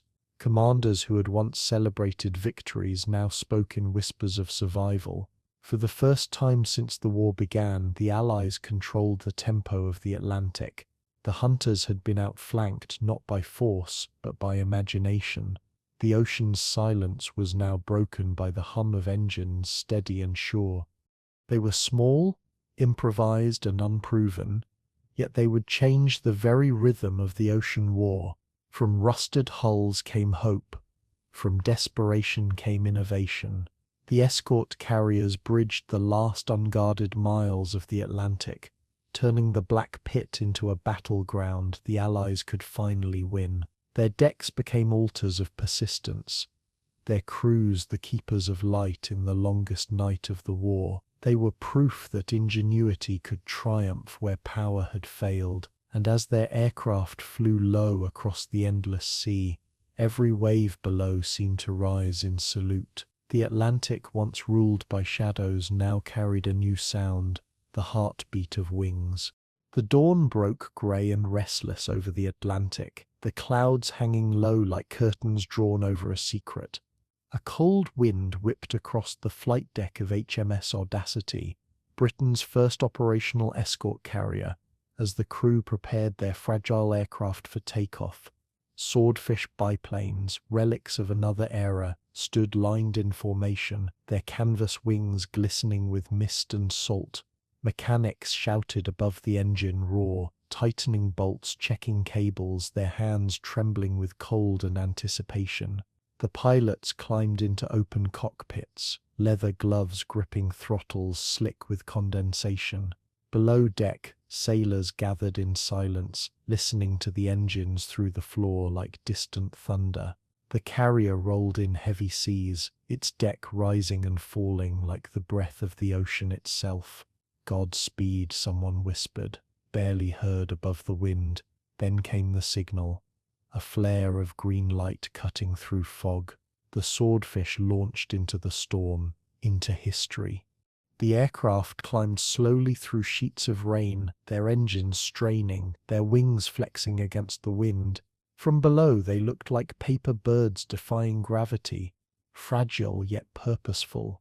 The radio crackled with short, clipped messages, headings, bearings, warnings of squalls ahead. The pilots flew low, skimming the crests of waves to avoid radar detection, their goggles fogging with salt spray. In the distance, the ocean stretched endless and indifferent, a metallic grey expanse hiding both prey and predator. Suddenly, one of the observers spotted something, an unnatural shape slicing through foam, a dark line where no wave should be. "Contact," he said into the mic, his voice calm but charged. The pilot banked sharply, the aircraft shuddering as it turned into the wind. Below them, the sea stirred, and a conning tower broke the surface. The hunt had begun. The U-boat, caught unprepared, was in the middle of surfacing to recharge. Its crew scrambled, pointing skyward, their shouts drowned by the roar of the approaching aircraft. Alarms blared through the narrow corridors as the captain yelled orders, but there was no time. The Swordfish descended, its nose dipping toward the sea, engine howling against resistance. The wind tore at the pilot's face as he lined up his approach, the torpedo armed beneath him ticking like a clock. The waves reflected flashes of sunlight and steel as the submarine's guns opened fire, their tracers arcing desperately through the air. "Steady," the pilot muttered, gripping the controls. He released the torpedo, pulled up sharply, and banked away just as a column of water erupted behind him. A second later came the explosion, deep, violent, final. The U-boat lurched, then vanished beneath the foam. On the carrier, the crew waited in tense silence. Spotters with binoculars strained to see through the spray, their eyes stinging from salt and wind. Then a plume of oil surfaced, black, wide, and rising fast. Cheers erupted across the deck, spreading like wildfire. Men pounded each other's backs, shouted into the storm, and waved at the circling planes above. The ship's loudspeakers crackled with the confirmation: enemy submarine destroyed. For the first time a U-boat had fallen to the might of an escort carrier's air wing. The sound of victory was not triumphal music, but the hum of engines returning home. The pilots landed with white-knuckled precision, their faces blank with shock more than joy. They had made history, but history came at the cost of silence. The silence of men who knew what it meant to kill and survive. The sea swallowed its secret, as it always did. News of the victory travelled quickly, carried through encrypted signals and whispered through fleet corridors. Admirals read the reports with cautious pride, their disbelief giving way to realization. The era of invulnerable submarines had ended. The sky had entered the war for the Atlantic, and with it came a new kind of balance. The Swordfish, mocked as outdated, had proven that courage and timing mattered more than speed or glamour. In London, the Admiralty issued orders to expand the carrier program immediately. What began as an experiment would now become a cornerstone of strategy. Every convoy crossing the Atlantic would soon have its guardian above, and beneath the waves the hunters began to fear the faint hum of propellers overhead. The ocean was no longer theirs alone. Inside German command centers, the news hit like a storm surge. Admiral Dönitz studied the reports, his jaw tight, his confidence tempered by unease. The U-boat arm had been built on the promise of control, of invisible dominance beneath the surface. The escort carriers, small and seemingly insignificant, had pierced the illusion of safety. "It cannot be coincidence," one officer muttered, tracing red circles on a map, but Dönitz knew better. The Allies had adapted. The hunter's domain had been invaded by wings and radar, by machines that saw where eyes could not. Orders went out for greater caution, longer dives, fewer surfacings. Yet with every adjustment came new vulnerability. The tide, once unstoppable, had begun to turn. The U-boat crews felt it first, the unease of being watched from above. They surfaced only at night now, their engines running cold, their periscopes barely breaking the surface.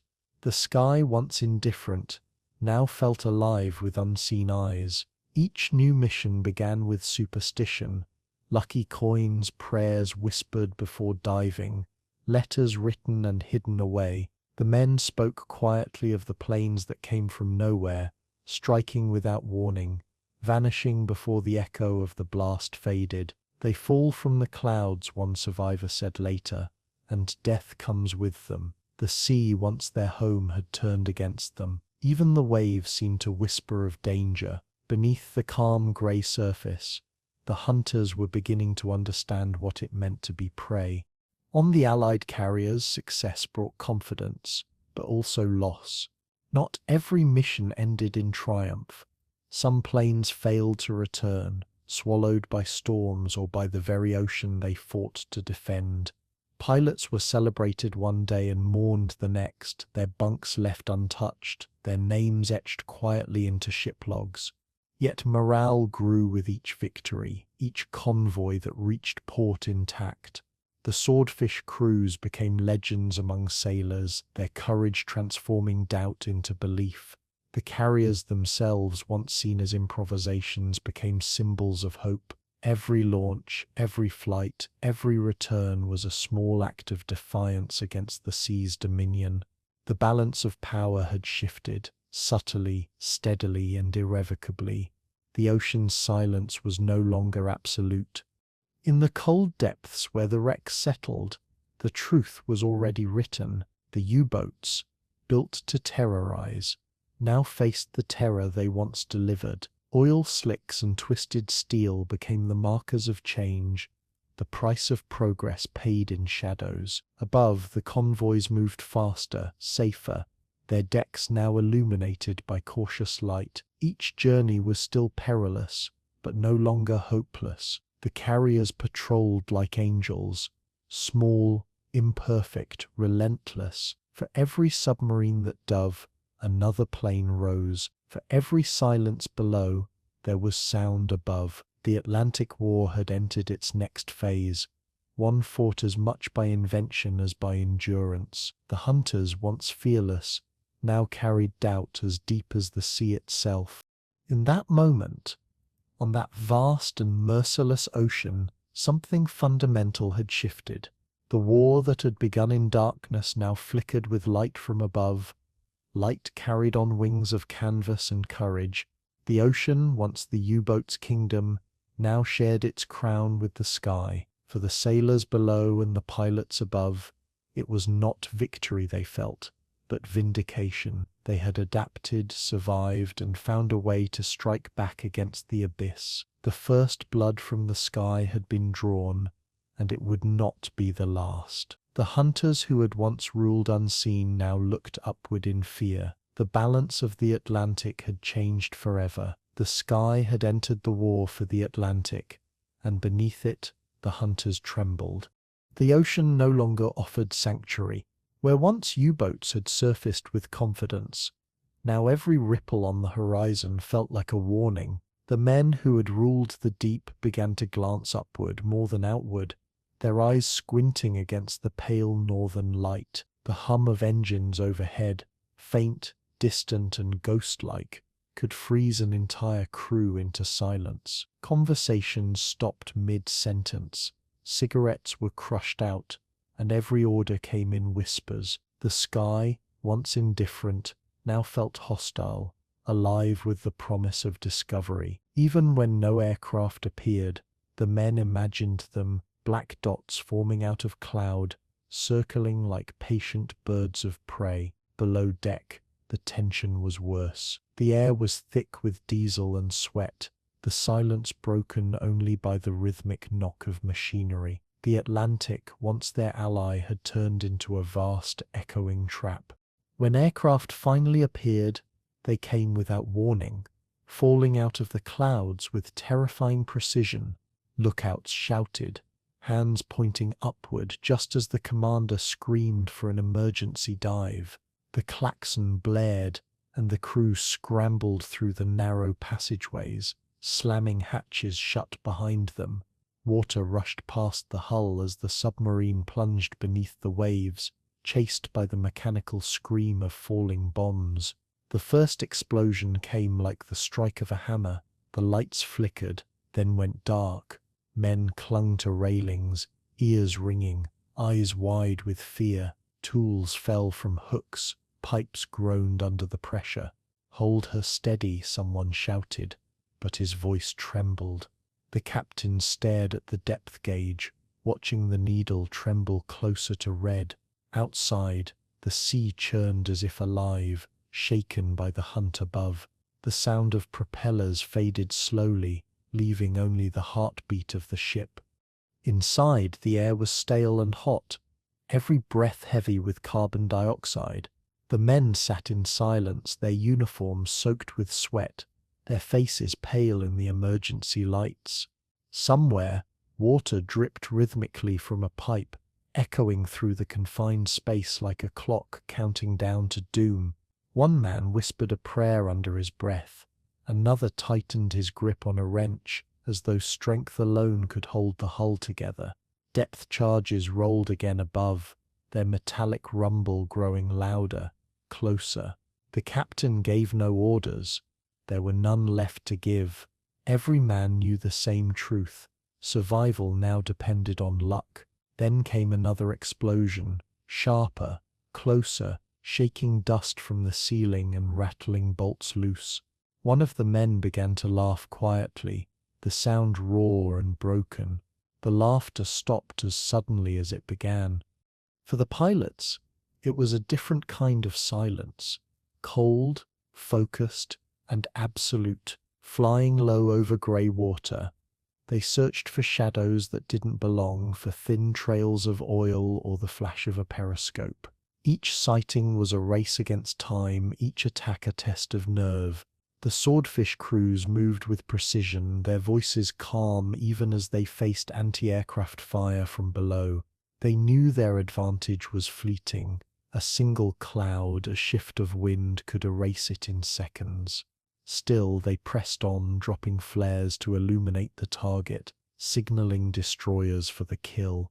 From their cockpits, they saw explosions ripple across the surface, sending shockwaves through the sea. What lay beneath was unseen but felt. These young men, barely more than boys, carried the weight of an invisible war on their wings, and each victory, though necessary, left behind a strange and hollow quiet. In the U-boat pens of Lorient and St. Nazaire, word of the new threat spread faster than the tide. Crews returning from patrol spoke in low tones of carriers that appeared like ghosts, of planes that attacked in fog or at night. Mechanics, once cheerful at refit, now worked in uneasy silence. Even the sound of tools echoed differently, sharper, anxious, hurried.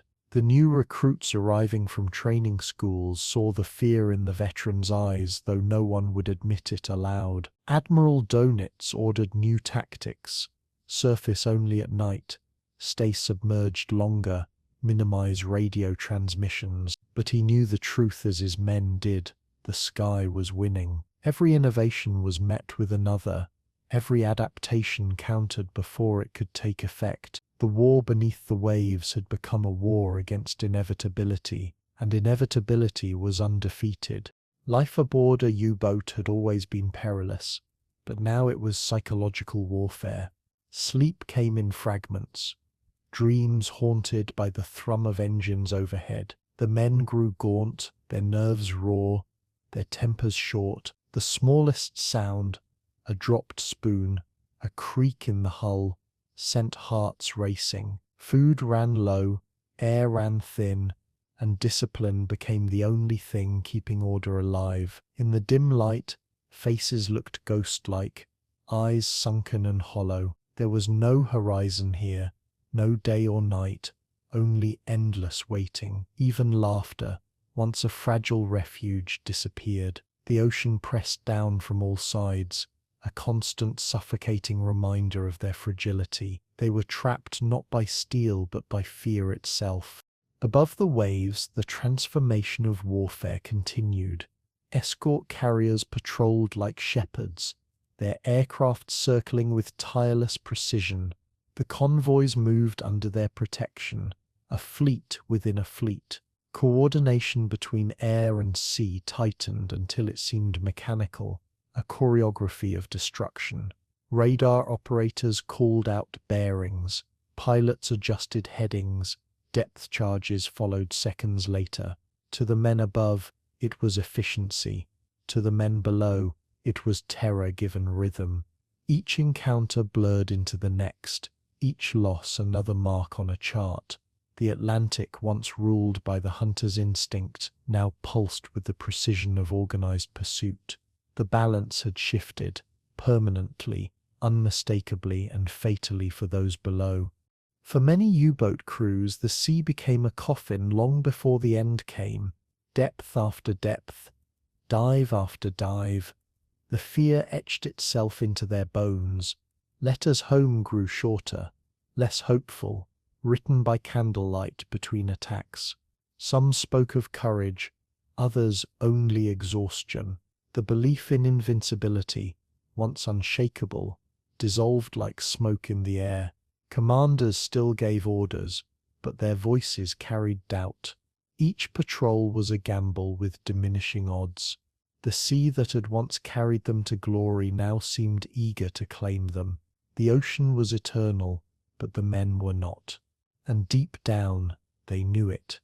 By late 1943, fear had become strategy. The Germans built new devices, radar detectors, snorkels, better batteries, anything to buy time. But the Allies adapted faster. The carriers multiplied, the patrols spread wider, and the gap between safety and death narrowed to nothing. The ocean's vastness, once the U-boat's greatest ally, had turned treacherous, stripped of mystery by technology. For every U-boat launched, another was lost. For every commander promoted, two disappeared into silence. The hunters of yesterday were now fighting ghosts, relentless, unseen, and everywhere. Even courage, once a weapon, now felt like denial.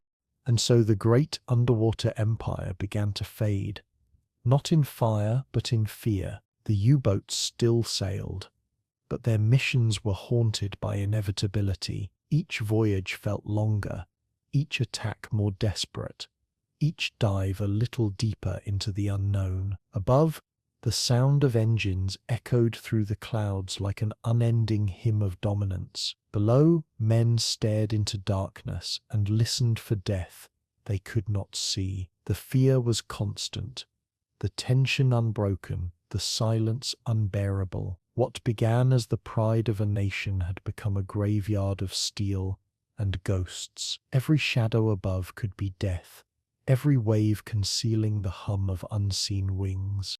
The wolf packs once ruled by coordination and cunning now found themselves adrift in chaos.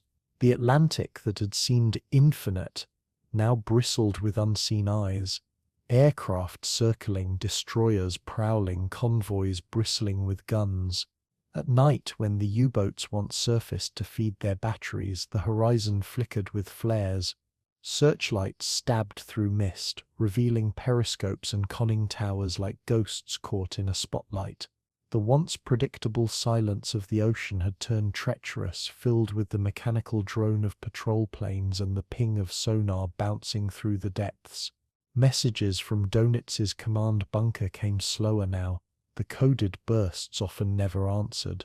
Entire packs vanished without trace, their last transmissions swallowed by static and sea. The hunters who had once stalked in formation now drifted alone in confusion. The ocean that once gave them sanctuary now betrayed their every move. In Dönitz's headquarters, the walls themselves seemed to close in. Maps once marked with successful strikes were now crowded with red crosses, each one a grave for men and machines. The radio rooms, once alive with chatter, had fallen into an anxious quiet. Operators sat motionless before their receivers, waiting for calls that never came. Dönitz paced between desks, his uniform immaculate, but his eyes hollow. Every report that arrived was another loss, another commander, another crew, another number that could no longer respond. He read them in silence, his lips tightening, his hand trembling only when unobserved. For the first time, even the architect of the wolf packs knew the hunt was over. He still ordered new attacks, but his voice no longer carried conviction. The silence in the room was the sound of defeat approaching. Out at sea, convoys now moved with a confidence once unthinkable. Where fear had ruled, discipline and coordination reigned. The ships sailed in tight columns, their escorts forming living walls around them.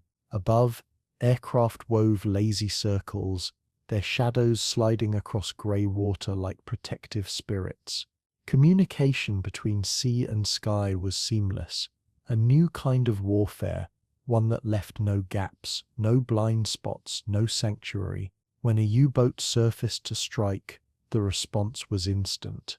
Radar locked on, engines roared, and death fell from above. The air and the sea had become one weapon, unified and merciless. The wolf packs had met their predator, and it could fly. For the U-boat crews, the change felt sudden, violent, and merciless. A single sighting now meant annihilation. The convoy that once scattered in panic now fought back with fury.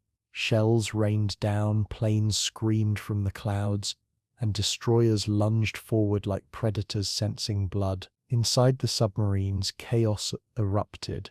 Orders shouted, hatches sealed, men throwing themselves into their stations. The ping of sonar grew faster, higher, relentless. A torpedo room flooded, a light flickered out. An engineer whispered a prayer as the hull groaned like a living thing in pain. Above, the sea churned with explosions. The captain could only grip the periscope and watch as the horizon burned. The hunter had become prey, and the ocean offered no forgiveness. The Allied strategy had evolved beyond anything the Germans could match. Air cover now stretched across the once deadly mid-Atlantic gap, linking bases from Newfoundland to Iceland and the Azores. Escort carriers prowled the lanes with lethal efficiency, their aircraft never far from the convoys they guarded. Destroyers coordinated attacks by radio and radar, their captains working in rhythm with pilots they never met. Together they created a web of death across the sea. The Germans called it the air trap, a phrase whispered with dread in every port. Each sortie felt like a suicide mission, each dive an act of defiance against inevitability. Even the bravest captains began to doubt the sea's promise of return. For every Allied ship sunk, 5 submarines vanished. The ocean's balance had shifted forever. In the command bunkers along the French coast, young officers studied the mounting losses with disbelief. Charts once filled with promise now told the story of disaster. The figures were stark crews, lost faster than they could be trained, submarines sunk before their first patrol was complete. The pens at Lorient and Brest stood quieter, their echoing halls marked by absence. Letters from home piled up on empty bunks. Families waited in villages along the Rhine and the Baltic, still hoping for news that would never come. Germany's great underwater armada was dying, not in battle but in silence. The myth of the invincible wolf pack dissolved in salt and depth. The sea was winning its war in the only way it knew, by taking everything. Even nature seemed to conspire against them. Storms tore across the Atlantic with brutal force, scattering convoys but punishing the U-boats even more. For days, crews endured rolling darkness and freezing water, the hulls groaning under waves taller than houses. Equipment failed, batteries shorted, and torpedoes were lost to the sea. Men shivered in damp uniforms, their hands bleeding from cold and work. In those moments, the enemy was not the British. It was the ocean itself. The wind screamed across the conning tower like a mocking voice. When the storm cleared, they surfaced to find the world empty. No allies, no enemies, just the infinite horizon. The loneliness was unbearable. Even the ocean, once their ally, had turned indifferent. On the Allied side, success brought its own sobering weight. Pilots returned from missions exhilarated yet shaken by what they had seen. Oil fires on the water, wreckage scattered across the waves, faint cries from men who would not be saved. The captains of the carriers watched through binoculars as survivors drifted away, faces pale beneath their caps. Some orders had to be given coldly: do not stop, do not break formation, move on. The convoy's survival mattered more than a handful of lives. War demanded that kind of cruelty, and each man bore it quietly. The victories were tactical, not moral. The Atlantic swallowed friend and foe alike without prejudice. In Berlin, reports grew shorter. their tone more desperate. Dönitz ordered new designs, faster submarines, silent engines, better detection equipment, but they came too late. His officers spoke less of victory and more of endurance. Each patrol was now a test of survival, not strategy. Even the propaganda broadcasts had lost their thunder, replaced by cautious optimism and empty phrases. The German people, once enthralled by tales of maritime heroism, no longer listened. The tide had turned, not just at sea but in spirit, and no command could reverse it. The wolf had lost its ocean. By the spring of 1943, the transformation was complete. The wolf packs, once symbols of terror, were broken beyond repair, their tactics obsolete, their commanders outmatched, their courage wasted on an unwinnable war.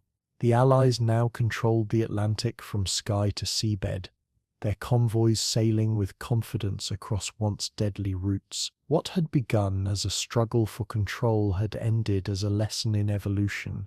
The triumph of coordination over chaos, of adaptation over arrogance. The U-boat menace had been defeated not by strength alone, but by patience, innovation, and unity. And as the survivors returned to port, they no longer looked like hunters, but ghosts of a vanished empire beneath the waves. The ocean that once gave them sanctuary now betrayed their every move.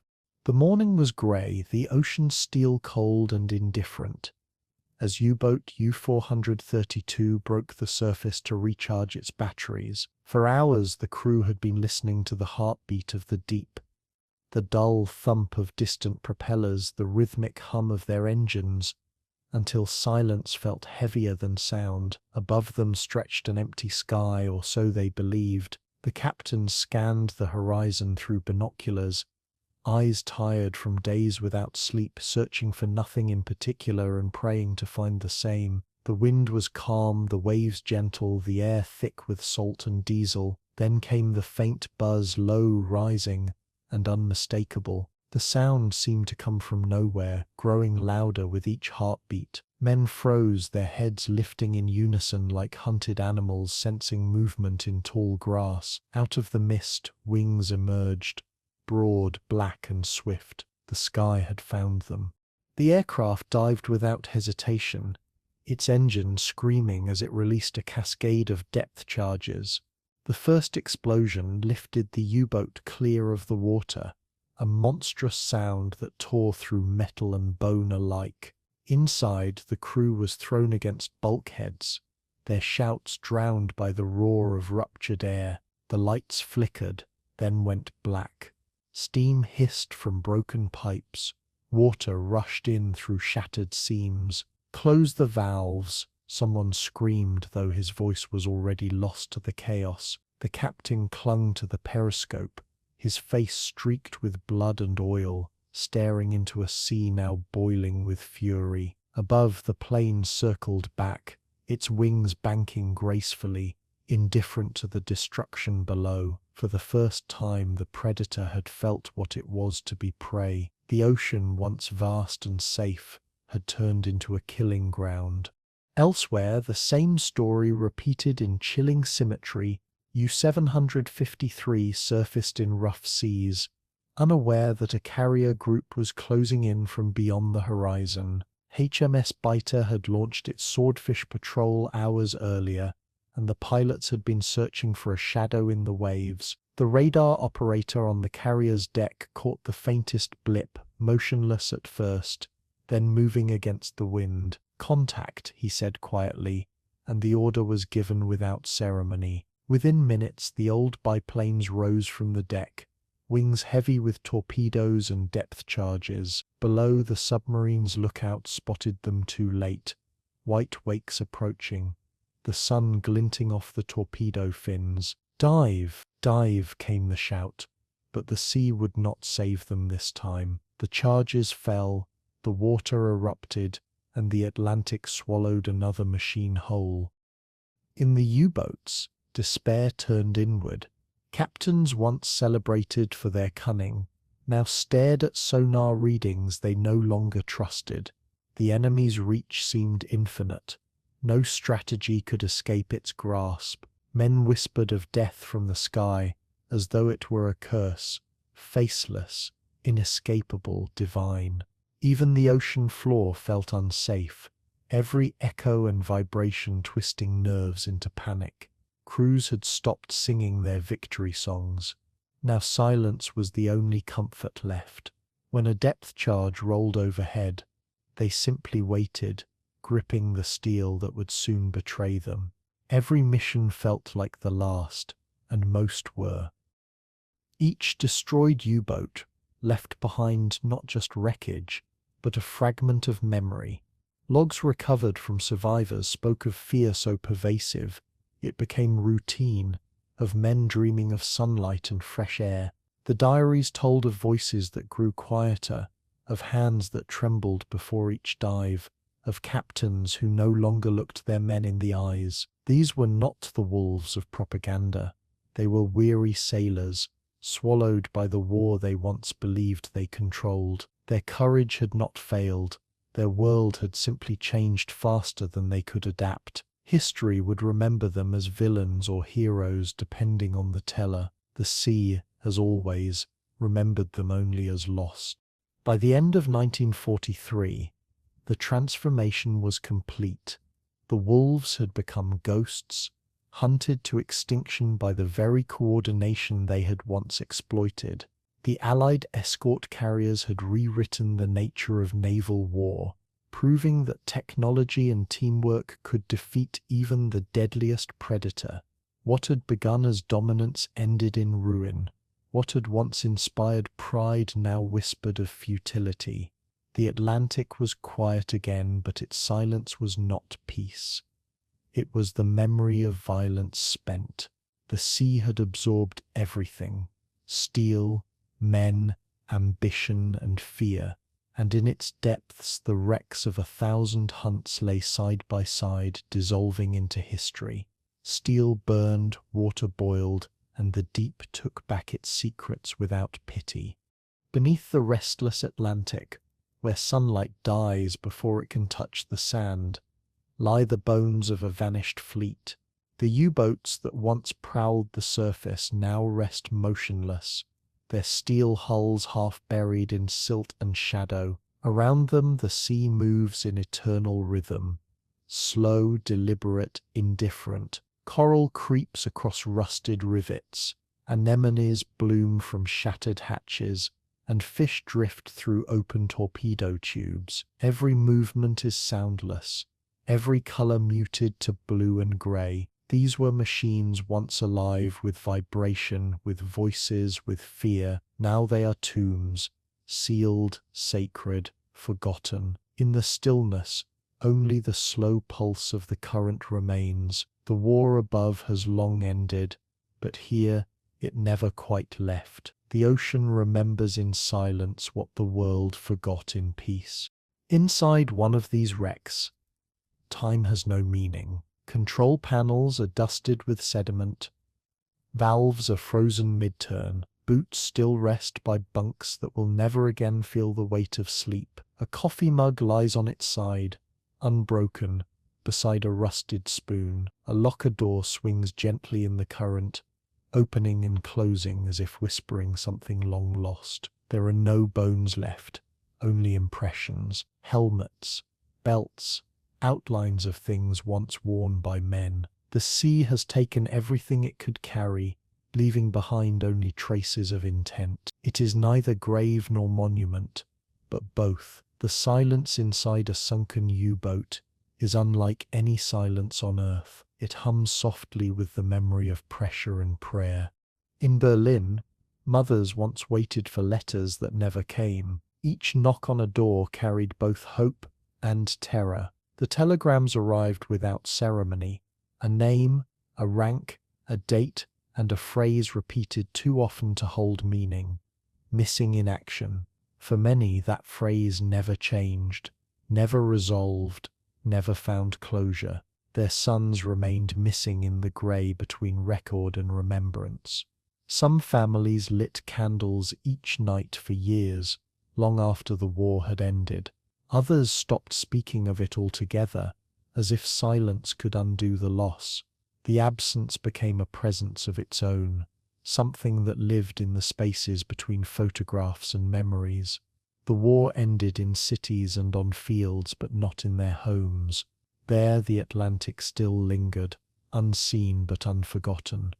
Photographs from the time show smiling faces, young men with slicked hair and bright eyes leaning against the rails of submarines before their final voyage.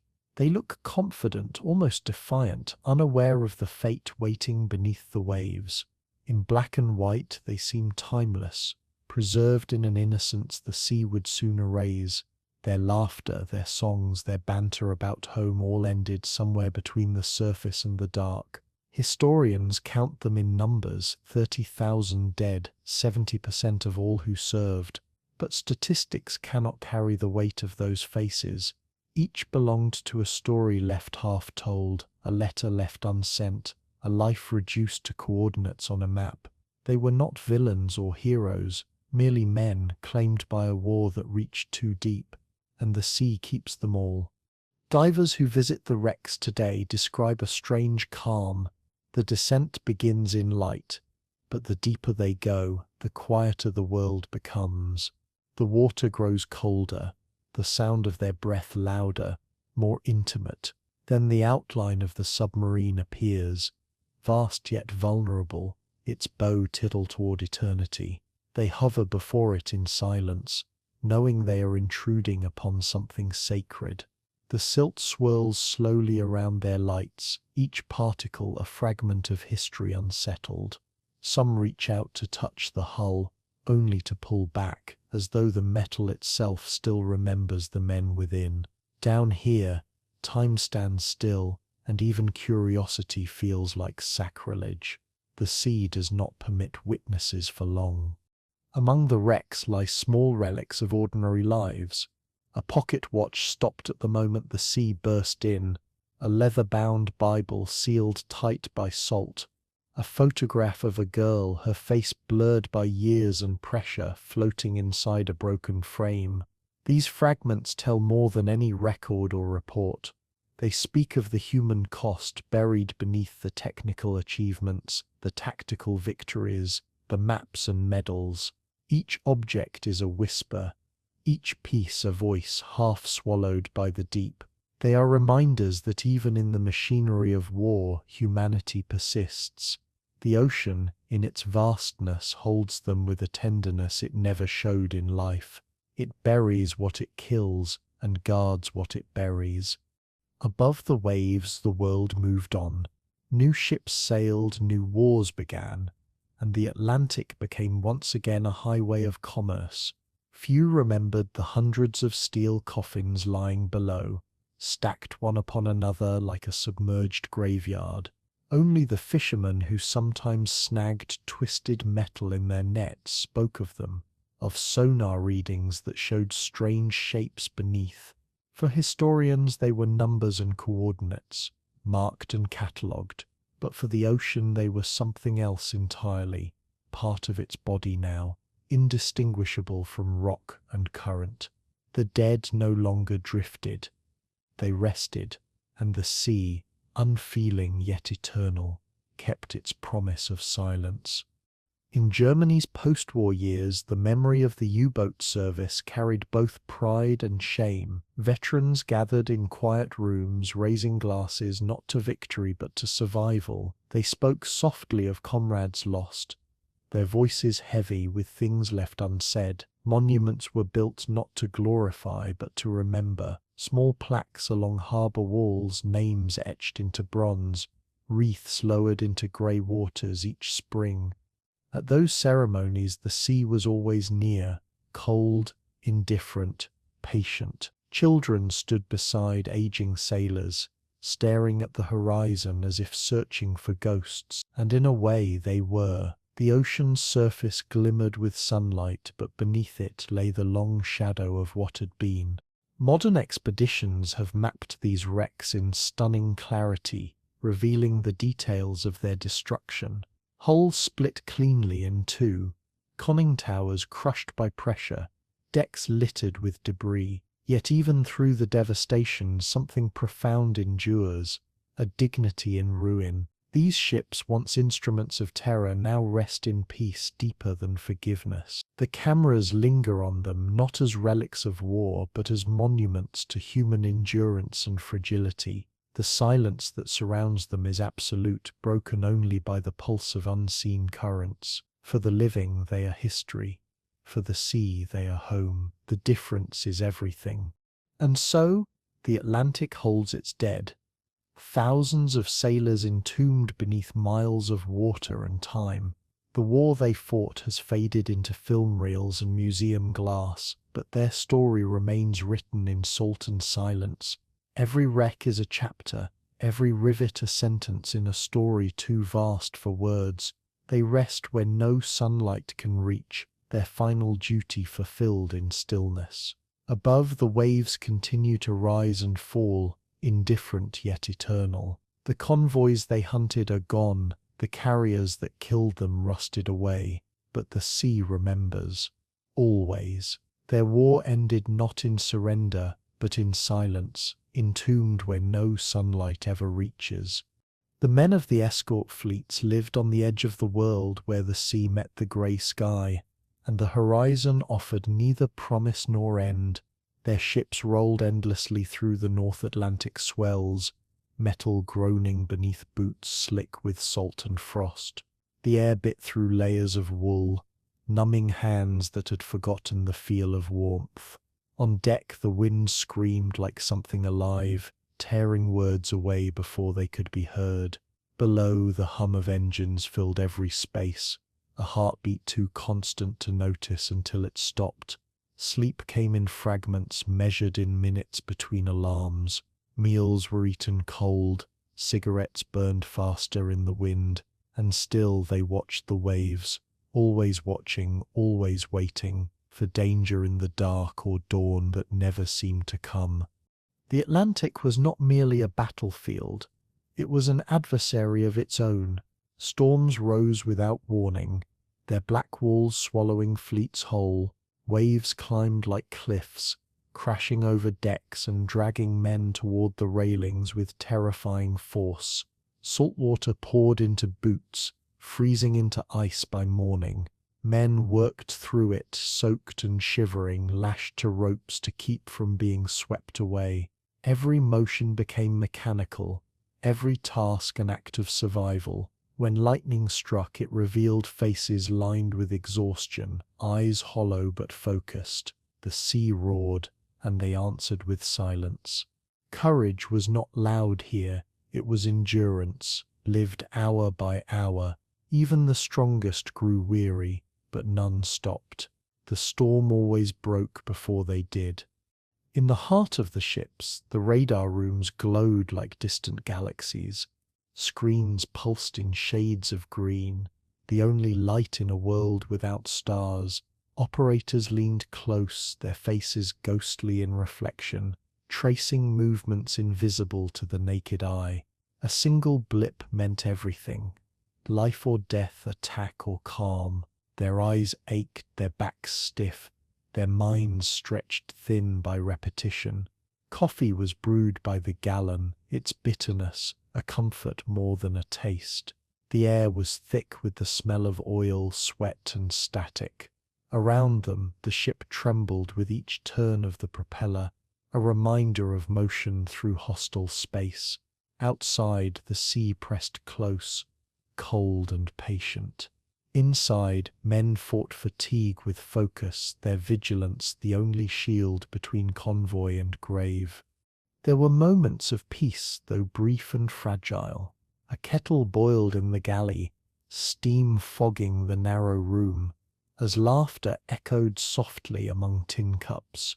Someone played a harmonica, the tune barely audible over the thrum of engines. Letters from home were passed around, read aloud, their words worn thin by salt and repetition. For a few minutes the war seemed far away, replaced by the warmth of familiarity. Even a shared joke could feel like defiance against the grey monotony. These moments mattered more than medals. They reminded the men of what they were fighting for, Not glory or strategy, but simple survival and the promise of return. Then the alarm would sound, and the illusion vanished like smoke. Duty called, and the sea waited. When action came, it came suddenly, cutting through exhaustion like lightning through fog. Contact! A voice shouted, and the ship transformed in an instant. Men sprinted to stations, hands gripping cold metal, adrenaline pushing fatigue aside. The air filled with orders, calm, precise, rehearsed. Yet behind them lay the edge of fear. Depth charges rolled into the sea with dull, deliberate thuds. Moments later, the ocean convulsed, rising in towers of foam and fire. The vibrations shook every bolt, every rib of the ship. Then silence, deep and suffocating, as they waited for signs, debris, oil, a soundless victory. Each engagement was brief, but its echo lingered. Afterward, men lit cigarettes with trembling hands and stared into the dark, listening to the waves reclaim what they had disturbed. Winter made everything worse. Ice crept along the decks, forming jagged teeth that caught on ropes and hands alike. The sea turned blacker, heavier, its rhythm slower but more violent. Visibility shrank to nothing, grey sky meeting grey water, horizon erased. The ship steamed on, blind but unyielding. Inside, heaters struggled against the cold, filling the compartments with the faint smell of diesel and wet wool. Men wrapped scarves around their faces until only their eyes were visible. Frost formed on their lashes, turning them momentarily to statues. Yet they laughed when they could, their humour dry and weary, a weapon against despair. The cold did not kill morale. It froze it into something harder, something that did not break. The escort crews knew their enemy only through sound. The sonar ping was their heartbeat, steady, distant, relentless. When it vanished, it was like silence after a scream. They listened for patterns, for hints of movement beneath them, for the whisper of danger below. Sometimes the sounds lied, echoes bouncing off temperature layers or wrecks. Sometimes they told the truth, and death waited beneath. The operators never knew which it was until the ocean erupted. Their ears became their only weapon, their senses sharpened beyond sleep. A single mistake could mean 200 lives gone without trace. The pressure was constant, invisible, and immense. Yet they endured, listening into eternity, guarding the lifelines of the free world. Fatigue became a kind of faith. Men no longer questioned the endless grind. It was all they knew. Days bled into nights, marked only by the rhythm of shifts and meals. Letters from home came less often, and when they did, they were folded carefully and tucked into pockets as talismans. The world beyond the sea felt unreal, distant and forgotten. What mattered now was the convoy, those slow-moving ships carrying everything that kept a nation alive. Each crossing was a prayer in motion, and every safe arrival a small miracle. When storms took them, they mourned. When submarines struck, they avenged. But mostly they endured, and in endurance they found meaning. Even victory carried its own weight. When the U-boats began to vanish and the convoys grew safer, few men celebrated. The relief was too quiet, too fragile. They had seen too much loss to feel triumph. Instead, they stood at the rails, staring at calm water, unable to believe it would last. The war would end, but the sea would remain. Vast, cold, eternal. They knew they would never forget its voice, the way it whispered in every storm, the way it swallowed sound and silence alike. They had fought an enemy unseen and a world unending, and both had changed them forever. In the end, they did not think of themselves as heroes. They thought of home, of solid ground, of warmth, of quiet. They thought of faces waiting in doorways and the promise of sleep without alarms. What they had done felt less like battle and more like endurance stretched to its breaking point. Yet through it all they had held the line. Through storms, through fear, through exhaustion, Their courage was not loud but steady, like the hum of the engines that carried them forward.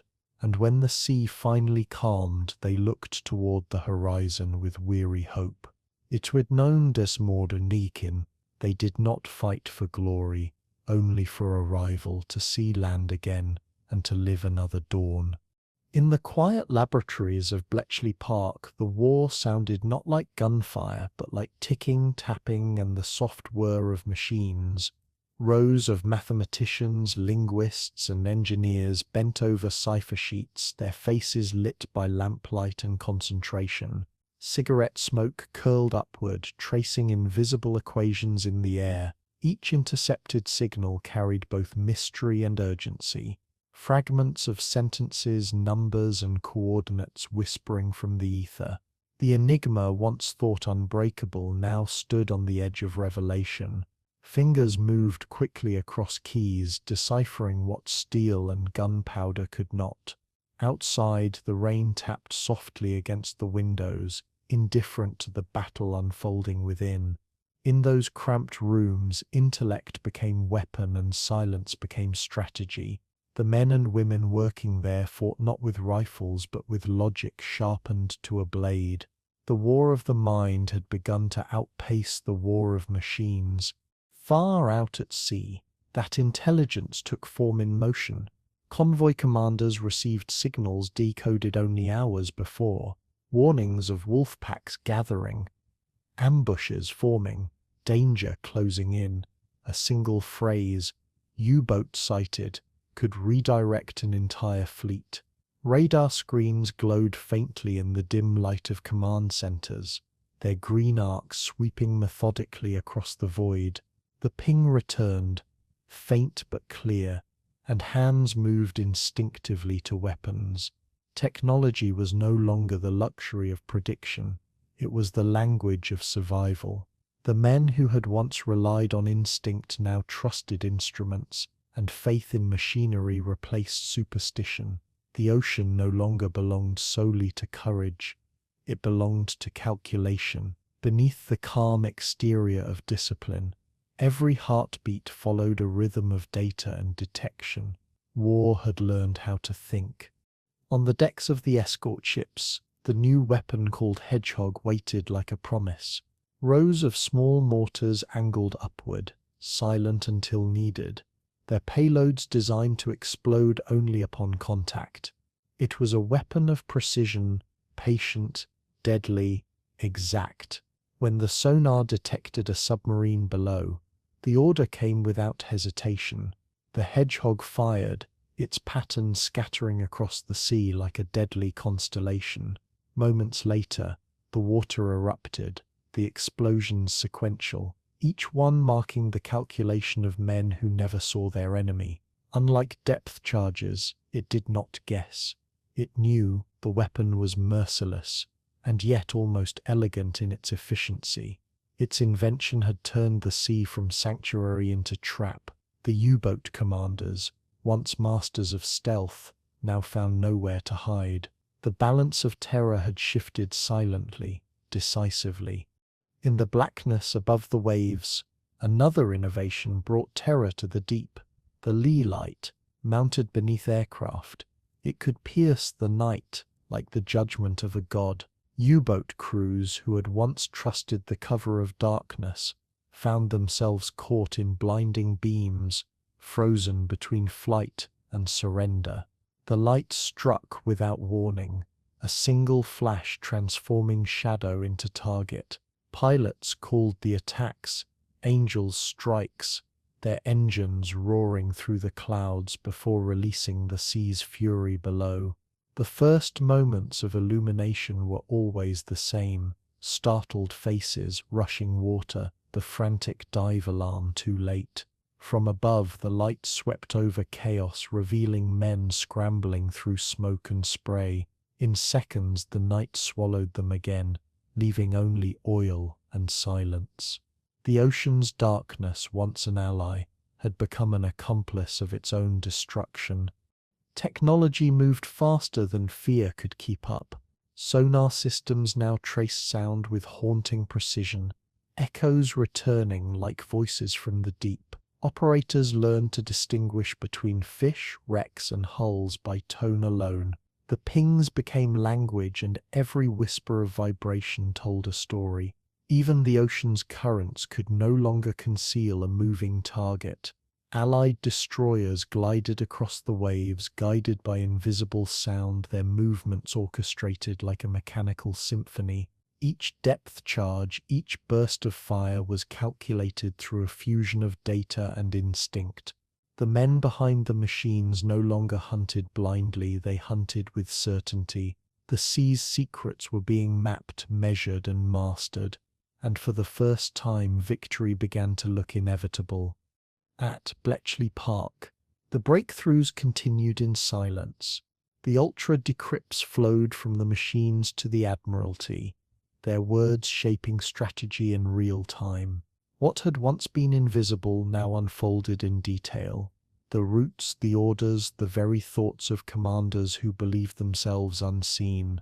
Dönitz wolf packs moved according to schedules already known to his enemies. Every deception, every maneuver, was mirrored before it could strike.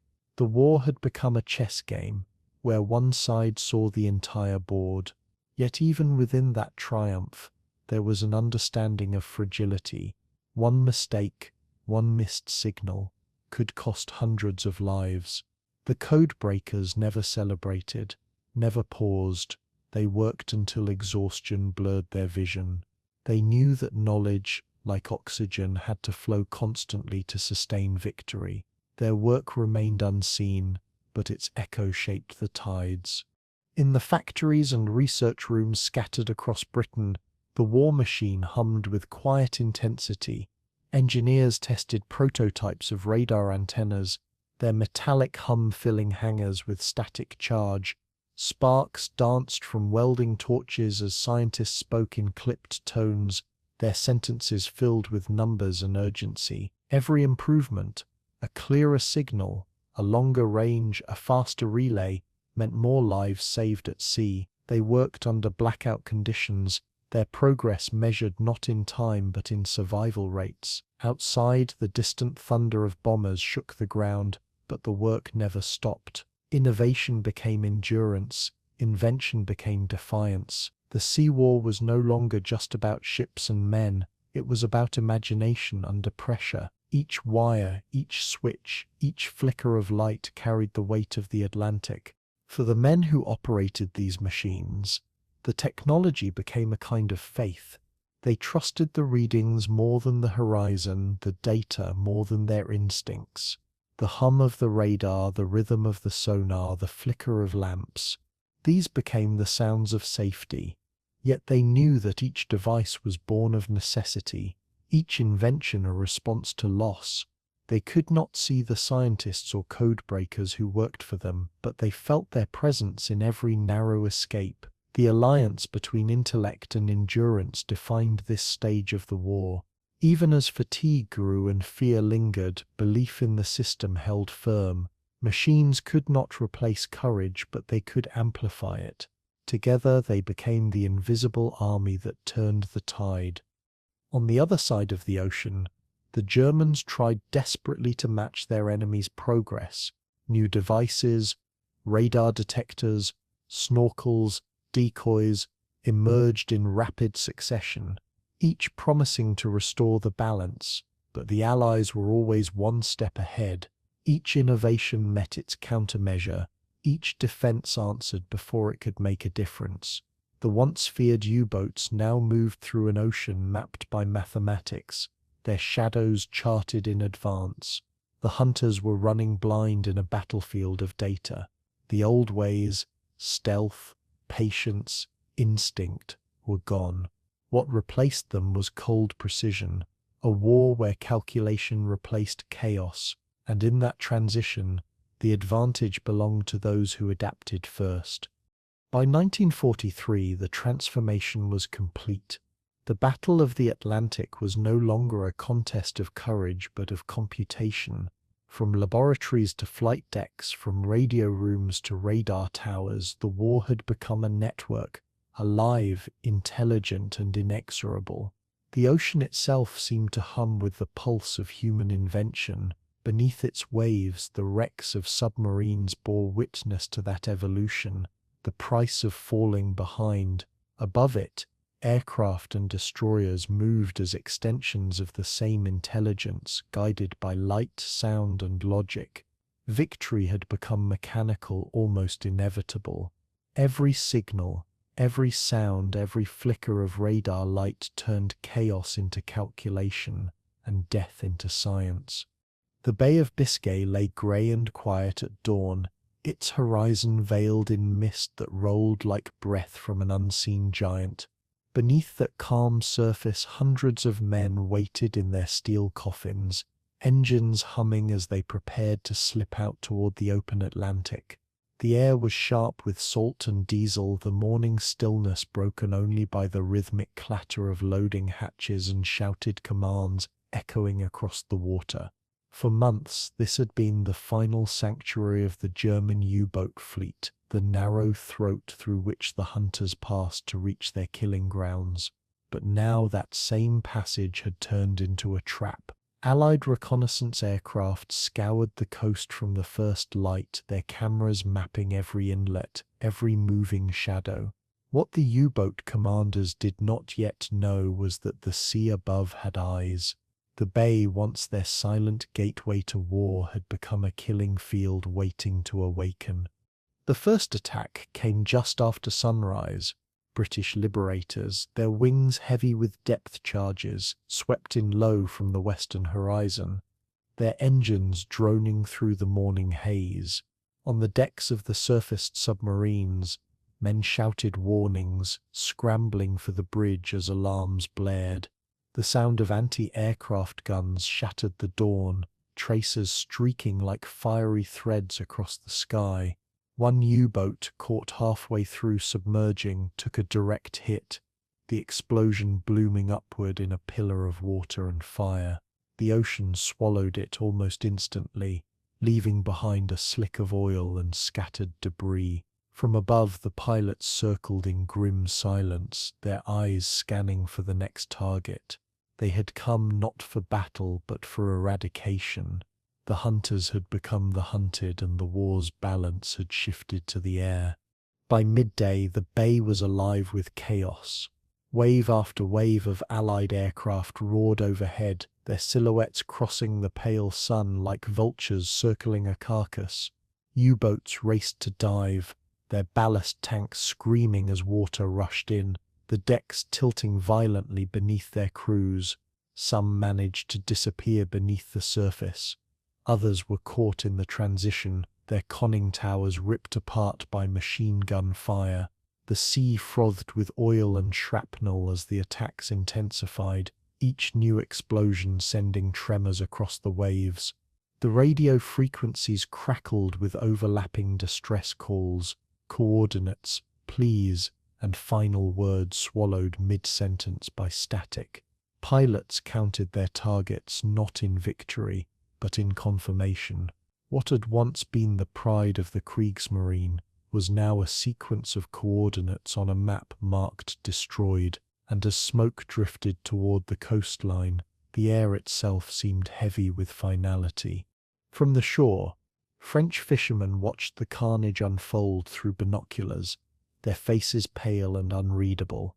They had seen the U-boats glide out under cover of night for years, dark shapes moving like ghosts toward the horizon. Now, those same waters burned. The shoreline was littered with wreckage, twisted steel, fragments of uniforms, lifeboats drifting without purpose. Some survivors washed ashore days later, clinging to debris, their eyes hollow and voices gone. The sea that had once protected them now delivered them back, broken and silent. For those who witnessed it, the bay became a graveyard without markers, its victims claimed not by country but by the ocean itself. History would remember it as strategy, but to those on the coast, it was slaughter under an indifferent sky. Inside Dönitz's command bunker in Lorient, disbelief hardened into grief. Reports came in with mechanical precision. U-boat missing, presumed lost. No survivors. Sighted, then gone. The admiral, who had once commanded the Atlantic with mathematical mastery, now stared at maps marked with red crosses. His empire of steel had collapsed within months, undone by wings and radar. The men who had served him so faithfully were vanishing faster than he could replace them. Even the new recruits, barely trained, were sent into the bay knowing it was suicide. Dönitz stood in the dim glow of the operations room, the walls vibrating faintly with distant detonations. For the first time, his silence outweighed his orders. The sea had turned against him, and there was nothing left to command. High above, the Allied crews spoke little during their sorties. The work was methodical, their training exact. Each target was engaged without hesitation, identified, confirmed, attacked, and left behind. The smell of fuel and cordite filled their cockpits, mingling with sweat and salt. Through the glass of their goggles, they saw brief flashes of human figures on burning decks, but they could not stop. War had stripped away names and faces, leaving only missions. When they returned to base, they reported numbers, not stories, and yet in quiet moments, many wrote in their diaries about the faces they thought they saw. No one escaped the weight of what the bay had become. Beneath the waves, the sea floor grew crowded with wrecks. Dozens of submarines rested in unnatural stillness, their hulls cracked open like eggshells. Inside, the men who had once whispered through periscopes now sat frozen in the silence of eternity. Fish drifted through open hatches, weaving through instruments that would never again move. The temperature dropped with every meter of depth, the pressure crushing even the memory of air. Yet somehow, the scene retained a haunting calm, as if the ocean itself was guarding its fallen. Each wreck was both monument and confession, a reminder of the price of belief in invincibility. The Bay of Biscay had become not a battlefield but a cemetery without light. The attacks continued for weeks, each day eroding what little remained of Germany's naval pride. The once daring crews who had sailed with confidence now hesitated to leave port. Morale collapsed faster than the submarines themselves. The sound of aircraft engines became a kind of dread, a death knell, echoing across the coast. Even the officers began to admit what none dared say aloud. The U-boat war was over. The Atlantic, once their hunting ground, had turned into their executioner. For the first time, German sailors looked upon the sea not as a path to glory, but as a grave waiting with open arms. By late summer, the Allies had declared the bay secure. Patrols still flew daily, but fewer targets appeared beneath them. What they saw instead were oil slicks, wreckage, and the soft shimmer of sunlight on waves unbroken by periscopes. The silence felt unnatural, almost sacred. In the end, victory came not through overwhelming force, but through persistence, a slow tightening of the noose until nothing remained to struggle. The war in the Atlantic would continue, but the heart of the wolf pack had been torn out here, in these shallow waters. Where once the U-boats had left proudly for conquest, only their ghosts returned. By winter, the bay was quiet again. The storms swept over it as they always had, erasing the last traces of fire and oil. Beneath the waves, the wrecks remained, cold, untouched, their stories preserved in the deep. The Allied air crews moved on to new missions, and the survivors rebuilt their ports from rubble. But the sea never forgot. It carried the memory of every dive alarm, every explosion, every final breath beneath the surface. The exits had closed. The wolves had nowhere left to run.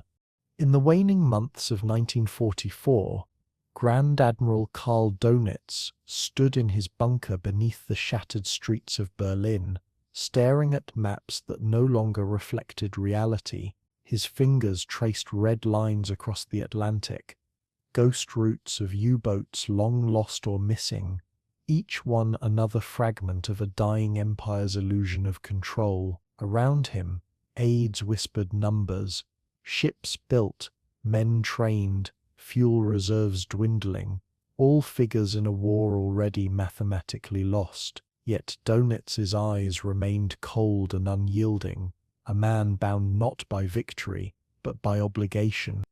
Outside, the Reich was burning, but inside his dim command center, he still fought an oceanic war of symbols and pride. The hum of generators filled the stale air, vibrating through steel walls like the pulse of denial. On the walls, photographs of the Atlantic shimmered in candlelight, relics of campaigns that once promised mastery of the seas. To Dönitz, defeat was not a word but a delay. "We adapt," he told his officers, voice measured, distant. Even as the world collapsed around him, his war beneath the waves would continue. The Type XX submarine sat in dry dock like a creature from another age, sleek, elongated and silent, the culmination of years of desperation disguised as innovation. Engineers swarmed around its hull, welding plates and testing circuits that could barely be powered by the Reich's failing grid. On paper, it was a marvel, faster underwater than on the surface, capable of remaining submerged for days without surfacing. But paper no longer mattered. Air raids shattered their progress weekly, and raw materials were now measured in ounces, not tons. The men who built it did so beneath the echo of sirens, working by lamplight as bombs shook the earth above. Dönitz called it his miracle weapon, a phrase worn thin by every other miracle promised too late. In truth, only a handful would ever reach the sea. Each launch felt like sending a ghost into battle. Germany's underwater revolution had come, but to an ocean already ruled by its enemies. Every U-boat that left port in those final months did so under a pall of certainty. Crews lined the decks, faces pale in the cold wind, eyes fixed on a horizon they might never return from. Allied aircraft patrolled even the night skies now, their searchlights slicing through fog like judgment. Depth charges fell without warning, turning the sea into a minefield of invisible thunder. Dönitz still sent them out, not in hope of victory, but in defiance of defeat. The radio operators logged transmissions from bases that no longer existed, their signals swallowed by static. Submarine pens, once bustling with energy, now echoed with emptiness, the smell of oil and rust thick in the air. The men followed orders because there was nothing else left to follow. For Germany, they whispered as they dove beneath the waves, yet even the sea seemed reluctant to take them. Inside the U-boats, despair replaced doctrine. The camaraderie that had once defined the wolf packs had curdled into something quieter, something heavier. Food grew scarce, the air stale, the bunks damp with condensation. Every creak of the hull sounded like a heartbeat fading in the dark. Captains stared at maps knowing they no longer mattered.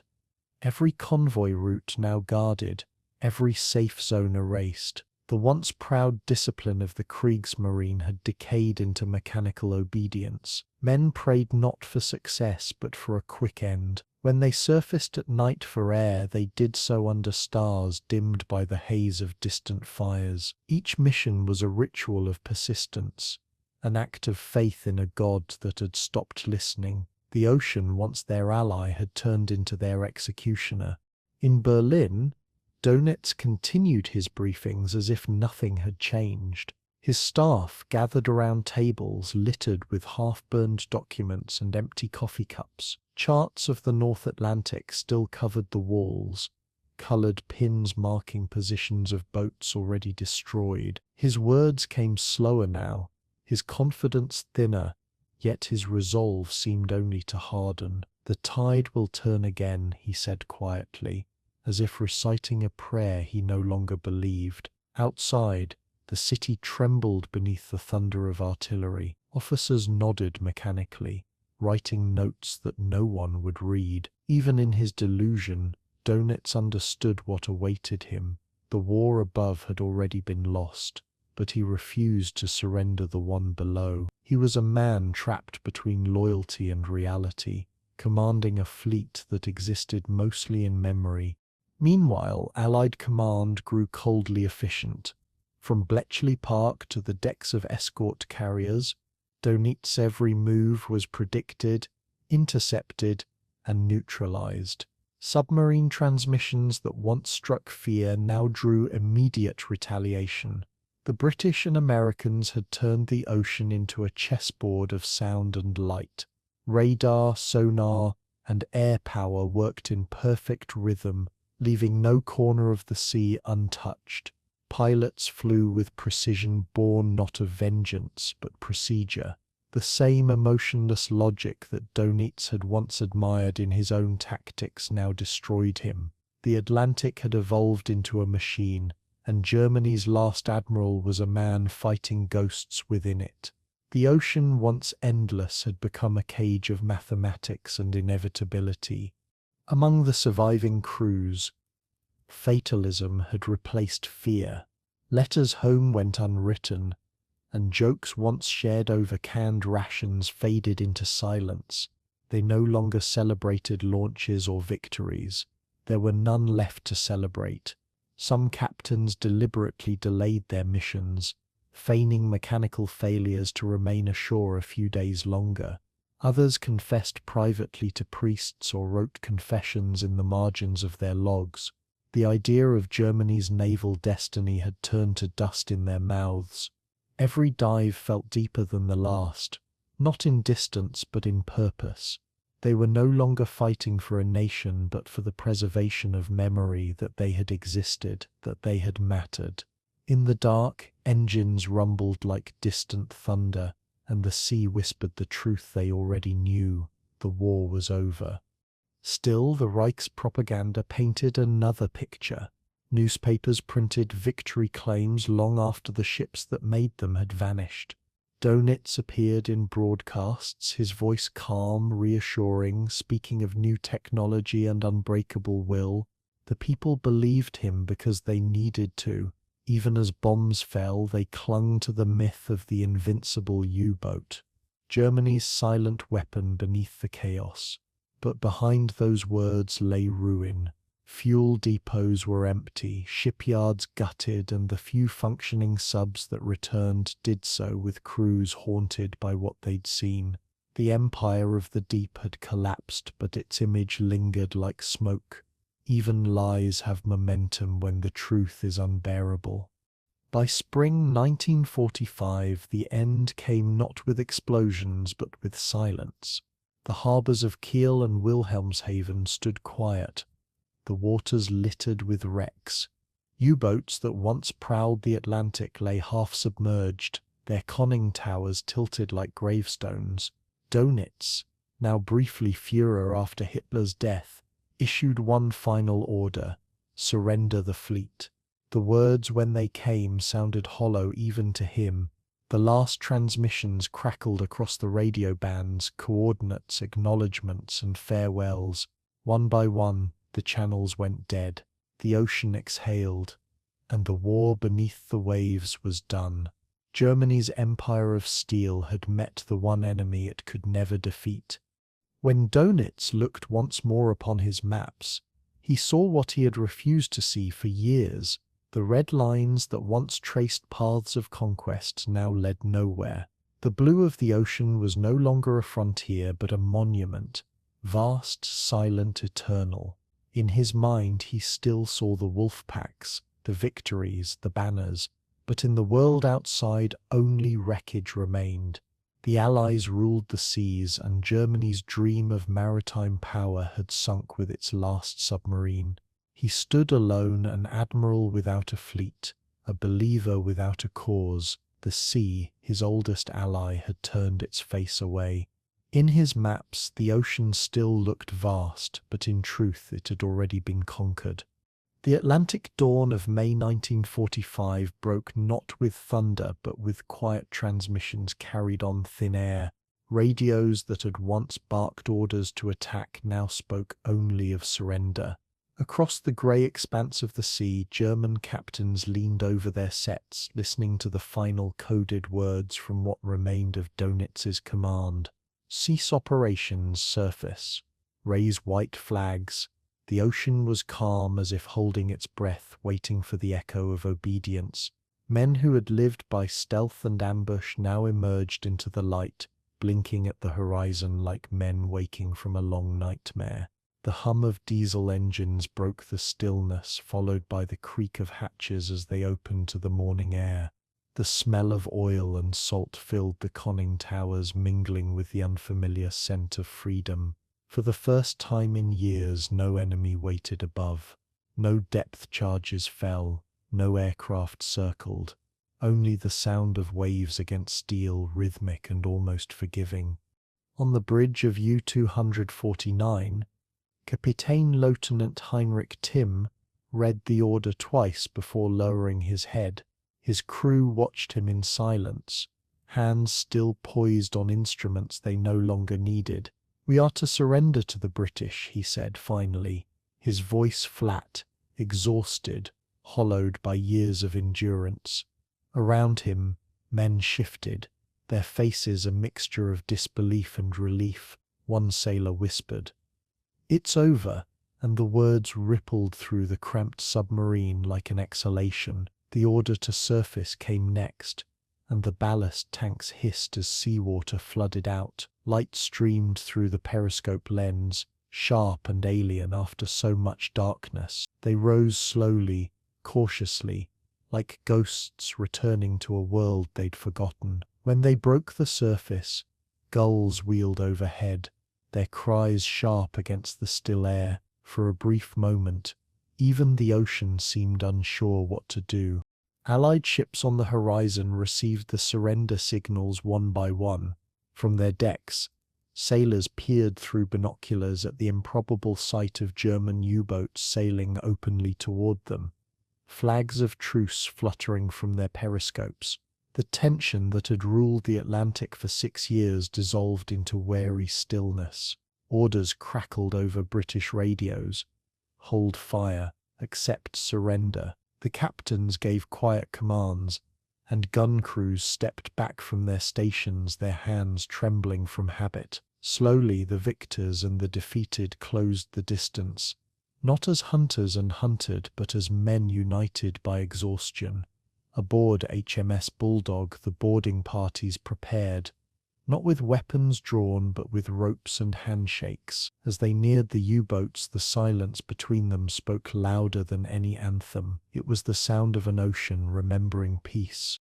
On the German vessels, the ritual of surrender carried its own strange dignity.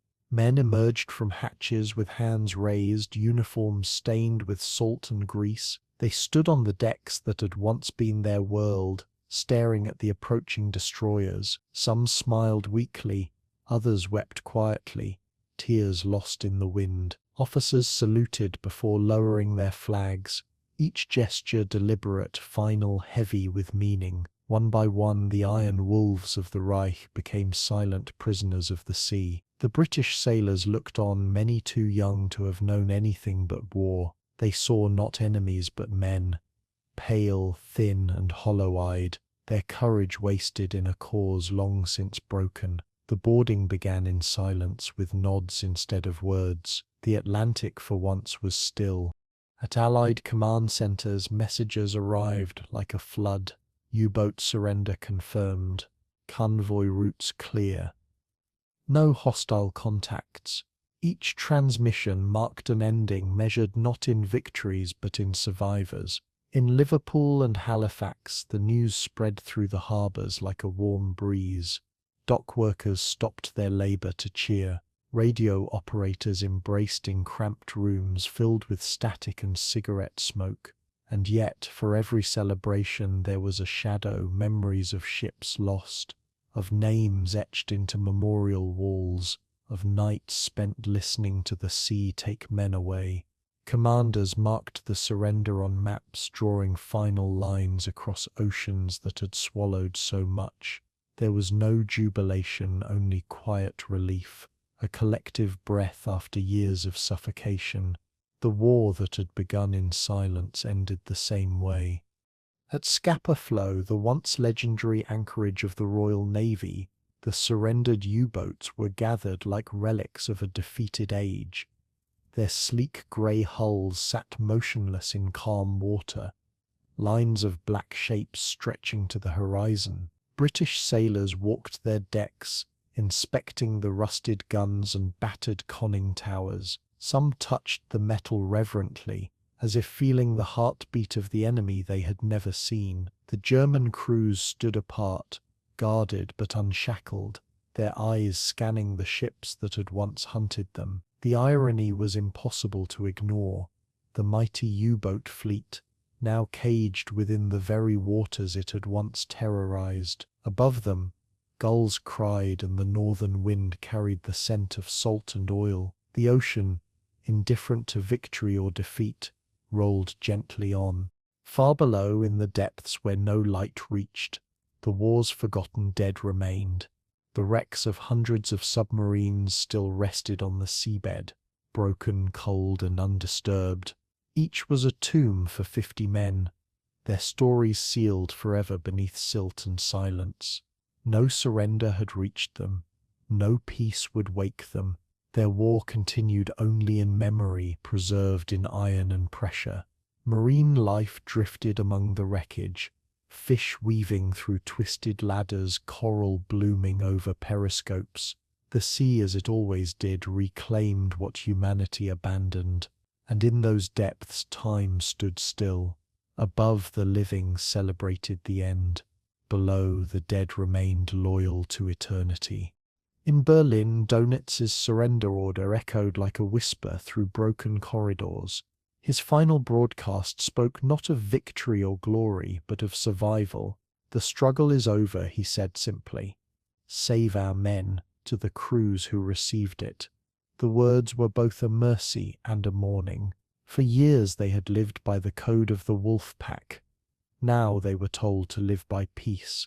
Across the harbours of occupied France, U-boats rose one last time, surrendering not just to the Allies but to history itself. Dockworkers watched as their conning towers broke the surface, white flags fluttering where the swastika once flew. The empire of the deep had ended not with explosions but with the faint rustle of cloth in the wind. As the convoys resumed their passage, the Atlantic returned to its rhythm. The waves lapped against hulls unmarked by torpedo scars, and sailors once again trusted the sea. Ships sailed in daylight, their decks alive with laughter instead of fear. The ocean that had once been a battlefield now became a bridge again, a connection between continents, not an abyss dividing them. In that transformation lay the quiet triumph of endurance. The Atlantic, long haunted by ghosts of steel and oil, began to heal. Its storms no longer carried war's scent, but renewal's promise. And though no one could erase what had been, the sea forgave in its own way by moving forward. The Battle of the Atlantic had lasted nearly 6 years, longer than any front, deadlier than most. It had begun with silence and ended in surrender, consuming tens of thousands of lives above and below the waves. For those who survived, victory felt less like triumph and more like awakening from a fever dream. The ocean would always remember, its depths holding the relics of ambition and the echoes of fear. But for the first time in years, it was no longer a graveyard, it was simply the sea again. As ships moved westward into the calm horizon, their wakes shimmered like threads of light across the surface. In those ripples lay the memory of all who had fought, all who had drowned, all who had endured. The sea fell silent at last, a silence earned by countless storms and lives. The ocean floor is a cemetery without gravestones, where silence has weight and darkness holds memory. Nearly 1,000 U-boats lie scattered across the Atlantic, their hulls rusting slowly beneath miles of crushing water. Some rest upright, others split open like forgotten promises, their steel frames blanketed in sediment and coral. No currents disturb their repose. No sunlight ever reaches their decks. Time itself seems reluctant to pass here. The silence feels sacred, not empty. A cathedral of pressure and cold. Each submarine still bears its number, barely legible through corrosion. A ghost of identity in an empire long erased. Fish drift through open hatches, indifferent to the war that ended generations ago. Cameras sent down by modern explorers move carefully, their lights cutting through black water like candles in a crypt. Every flicker reveals not just wreckage but remembrance. In 1980, oceanographers began cataloguing these wrecks, tracing their resting places through sonar sweeps and faded naval records. The results revealed a vast underwater constellation, each point marking a death, each coordinate a frozen story. Some lay close to familiar shipping routes, their shapes eerily visible on sonar maps. Others vanished into trenches so deep that even machines hesitated to follow.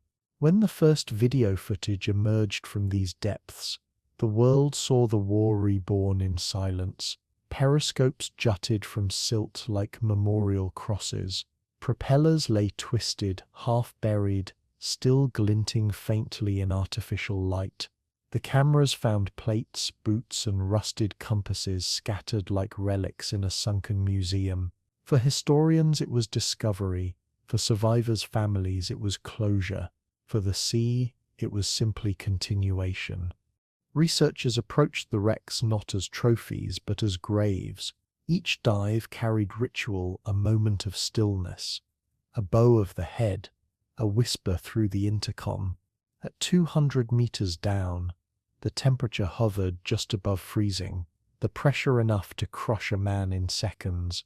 Yet amid the hostile cold, the wrecks remained strangely peaceful, preserved by the very depth that killed them. Divers spoke of a quiet hum, the sound of distant current vibrating through metal like breath. One described seeing a name etched faintly on the hull, U-155, before the darkness took it back.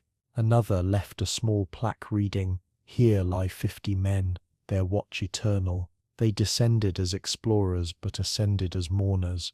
The ocean, they realized, had not forgotten anything. Some wrecks tell their final moments in shape and scar.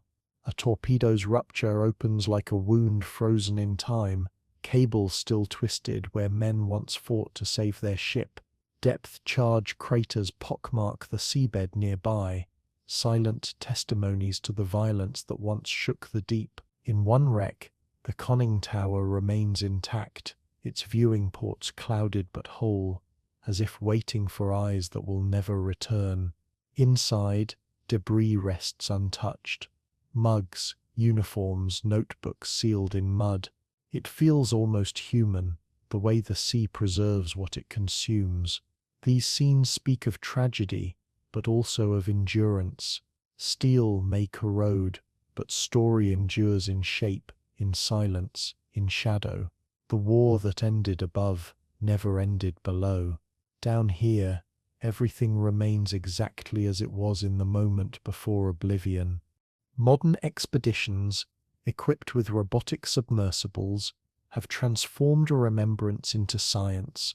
Sonar images are mapped with precision, transforming loss into data, emotion into coordinates. Yet when the monitors flicker to life and a wreck emerges from darkness, even scientists fall silent. The screens show not just machinery but humanity entombed in the cold. The hum of engines in control rooms fades, replaced by a reverent quiet. There is something almost sacred about the sight, a balance between ruin and repose. Each expedition feels like intrusion and tribute in equal measure. The ocean gives glimpses, never permission. What lies below is not for possession but for memory. Not all wrecks are German. Allied ships too rest among their former hunters.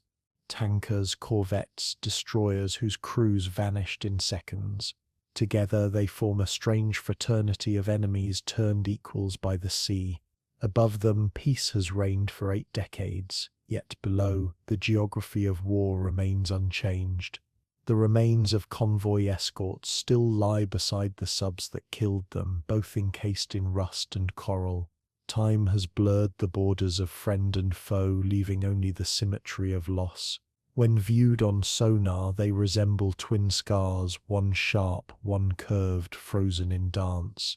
Even nature seems to move carefully here, respecting the dead. In the deep, no flag flies higher than another.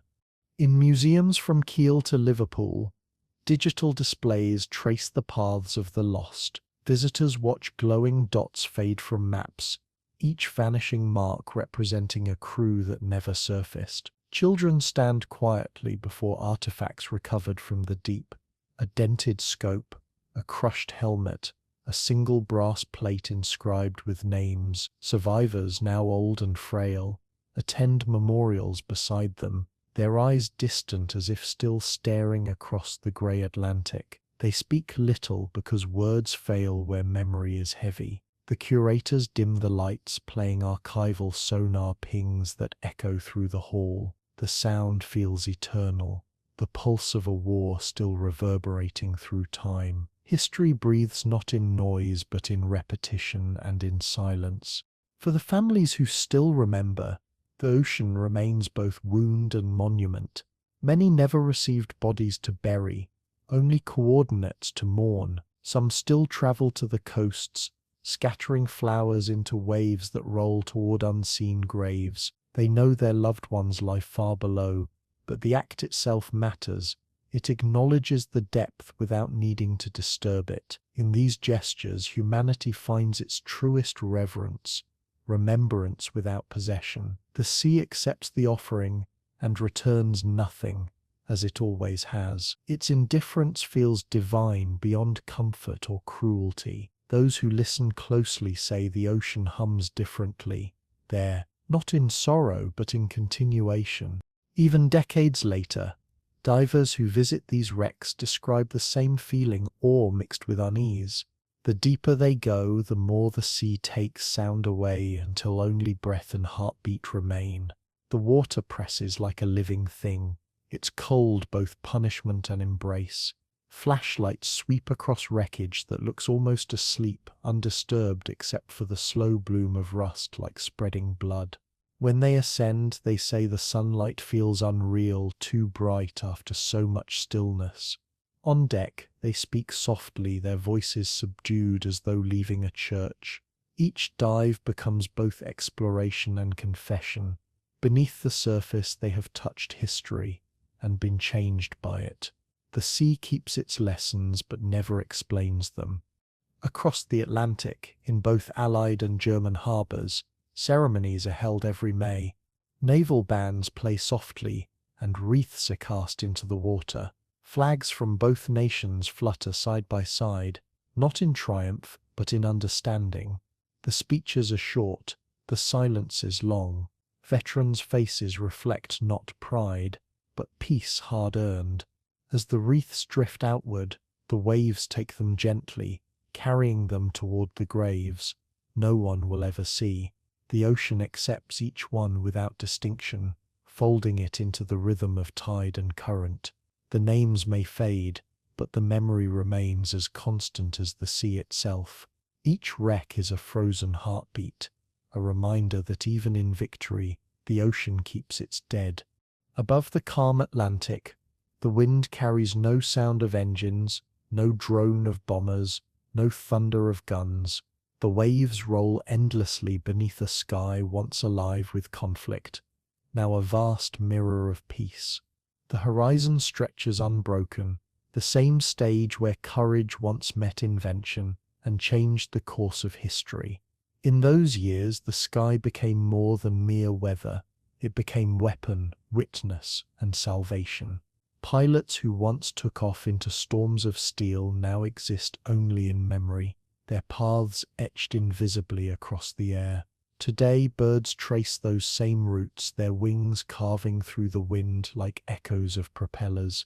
The sea below glimmers, as though remembering. The clouds drift lazily, unaware of what they once concealed. fire, fear, and finality. What was once a battlefield has become a sanctuary. Time, like the tide, has erased the noise, but not the meaning. The transformation began when humanity learned to see the ocean not from its surface, but from above. Radar waves replaced rumor, reconnaissance replaced chance. Machines that once feared the sea now commanded it from the air. The escort carrier, born of desperation, had become the symbol of this new dominion. A floating bridge between earth and sky. From its decks, aircraft rose like messengers, their shadows gliding over the waters where submarines once hid. The sky had learned to hunt, and the ocean had learned to fear. Yet even as technology triumphed, it was the human spirit that gave it purpose. Every sortie was a conversation between fear and duty, between death and deliverance. The pilots who flew over endless waves carried not arrogance but resolve. They looked down upon eternity and chose to act.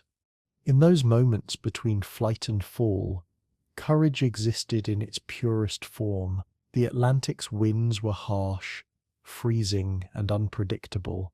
The sea below, a constant reminder that there would be no rescue. Yet men climbed into fragile cockpits made of wood and canvas, trusting only the hum of engines and the instincts of their hearts. They rose into storms that swallowed light, chasing shadows on grey horizons. Every mission blurred the line between survival and sacrifice. From above, the ocean seemed endless, yet each wave could hide death. The pilots learned to listen, to the rhythm of waves, to the heartbeat of machinery, to the silence before attack. Many never returned, but those who did changed the very shape of the war. They made the sky a shield, and in doing so they gave the sea back to those who sailed it. When victory finally came, it was not through brute strength but balance, a harmony of air, sea, and will.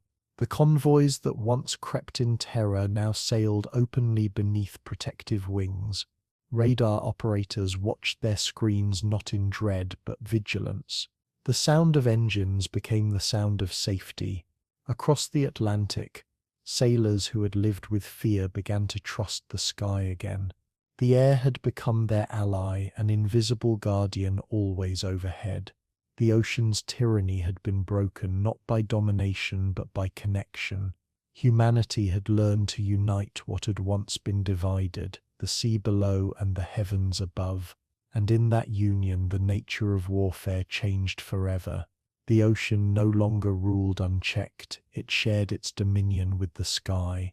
Decades later, the descendants of those machines rest in museums and airfields, their metal polished and silent. Visitors walk among them, tracing fingertips across riveted panels, imagining the sound of wind roaring past open cockpits. The smell of oil and old leather lingers, a faint echo of lives lived in motion. Some aircraft have been restored to flight, their engines reborn to sing across peaceful skies. When they lift off, it feels less like performance and more like resurrection. Their shadows drift over the sea once more, softer now, gentler. The same horizon stretches beneath them, though it no longer demands sacrifice. What once was duty is now remembrance. What once was weapon is now witness. The ocean, too, has learned the language of silence again. The wrecks below lie in the same currents as they did 80 years ago, but above them life thrives in peace. Cargo ships move steadily, fishermen mend their nets, and seabirds dive freely through the air once filled with smoke. Nature has reclaimed the rhythm that war disrupted. The air hums with calm, the waves with continuity. Yet beneath that tranquility lies an unspoken reverence, an understanding that every calm sea was once a battlefield. The gulls cry, the winds sigh, the hum of engines in the distance, all carry a trace of memory. The world has not forgotten, it has simply learned to breathe again. For those who study these battles now, the war feels both close and infinite. Digital reconstructions show formations of ships and planes moving in ghostly precision, maps lighting up with arcs of flight and fields of fire. Yet beyond the data, there is poetry, the rhythm of humanity's defiance against oblivion. Every pixel of sonar, every photograph of a wreck is a love letter to memory. The historians speak softly, as though afraid to disturb the silence that follows such violence.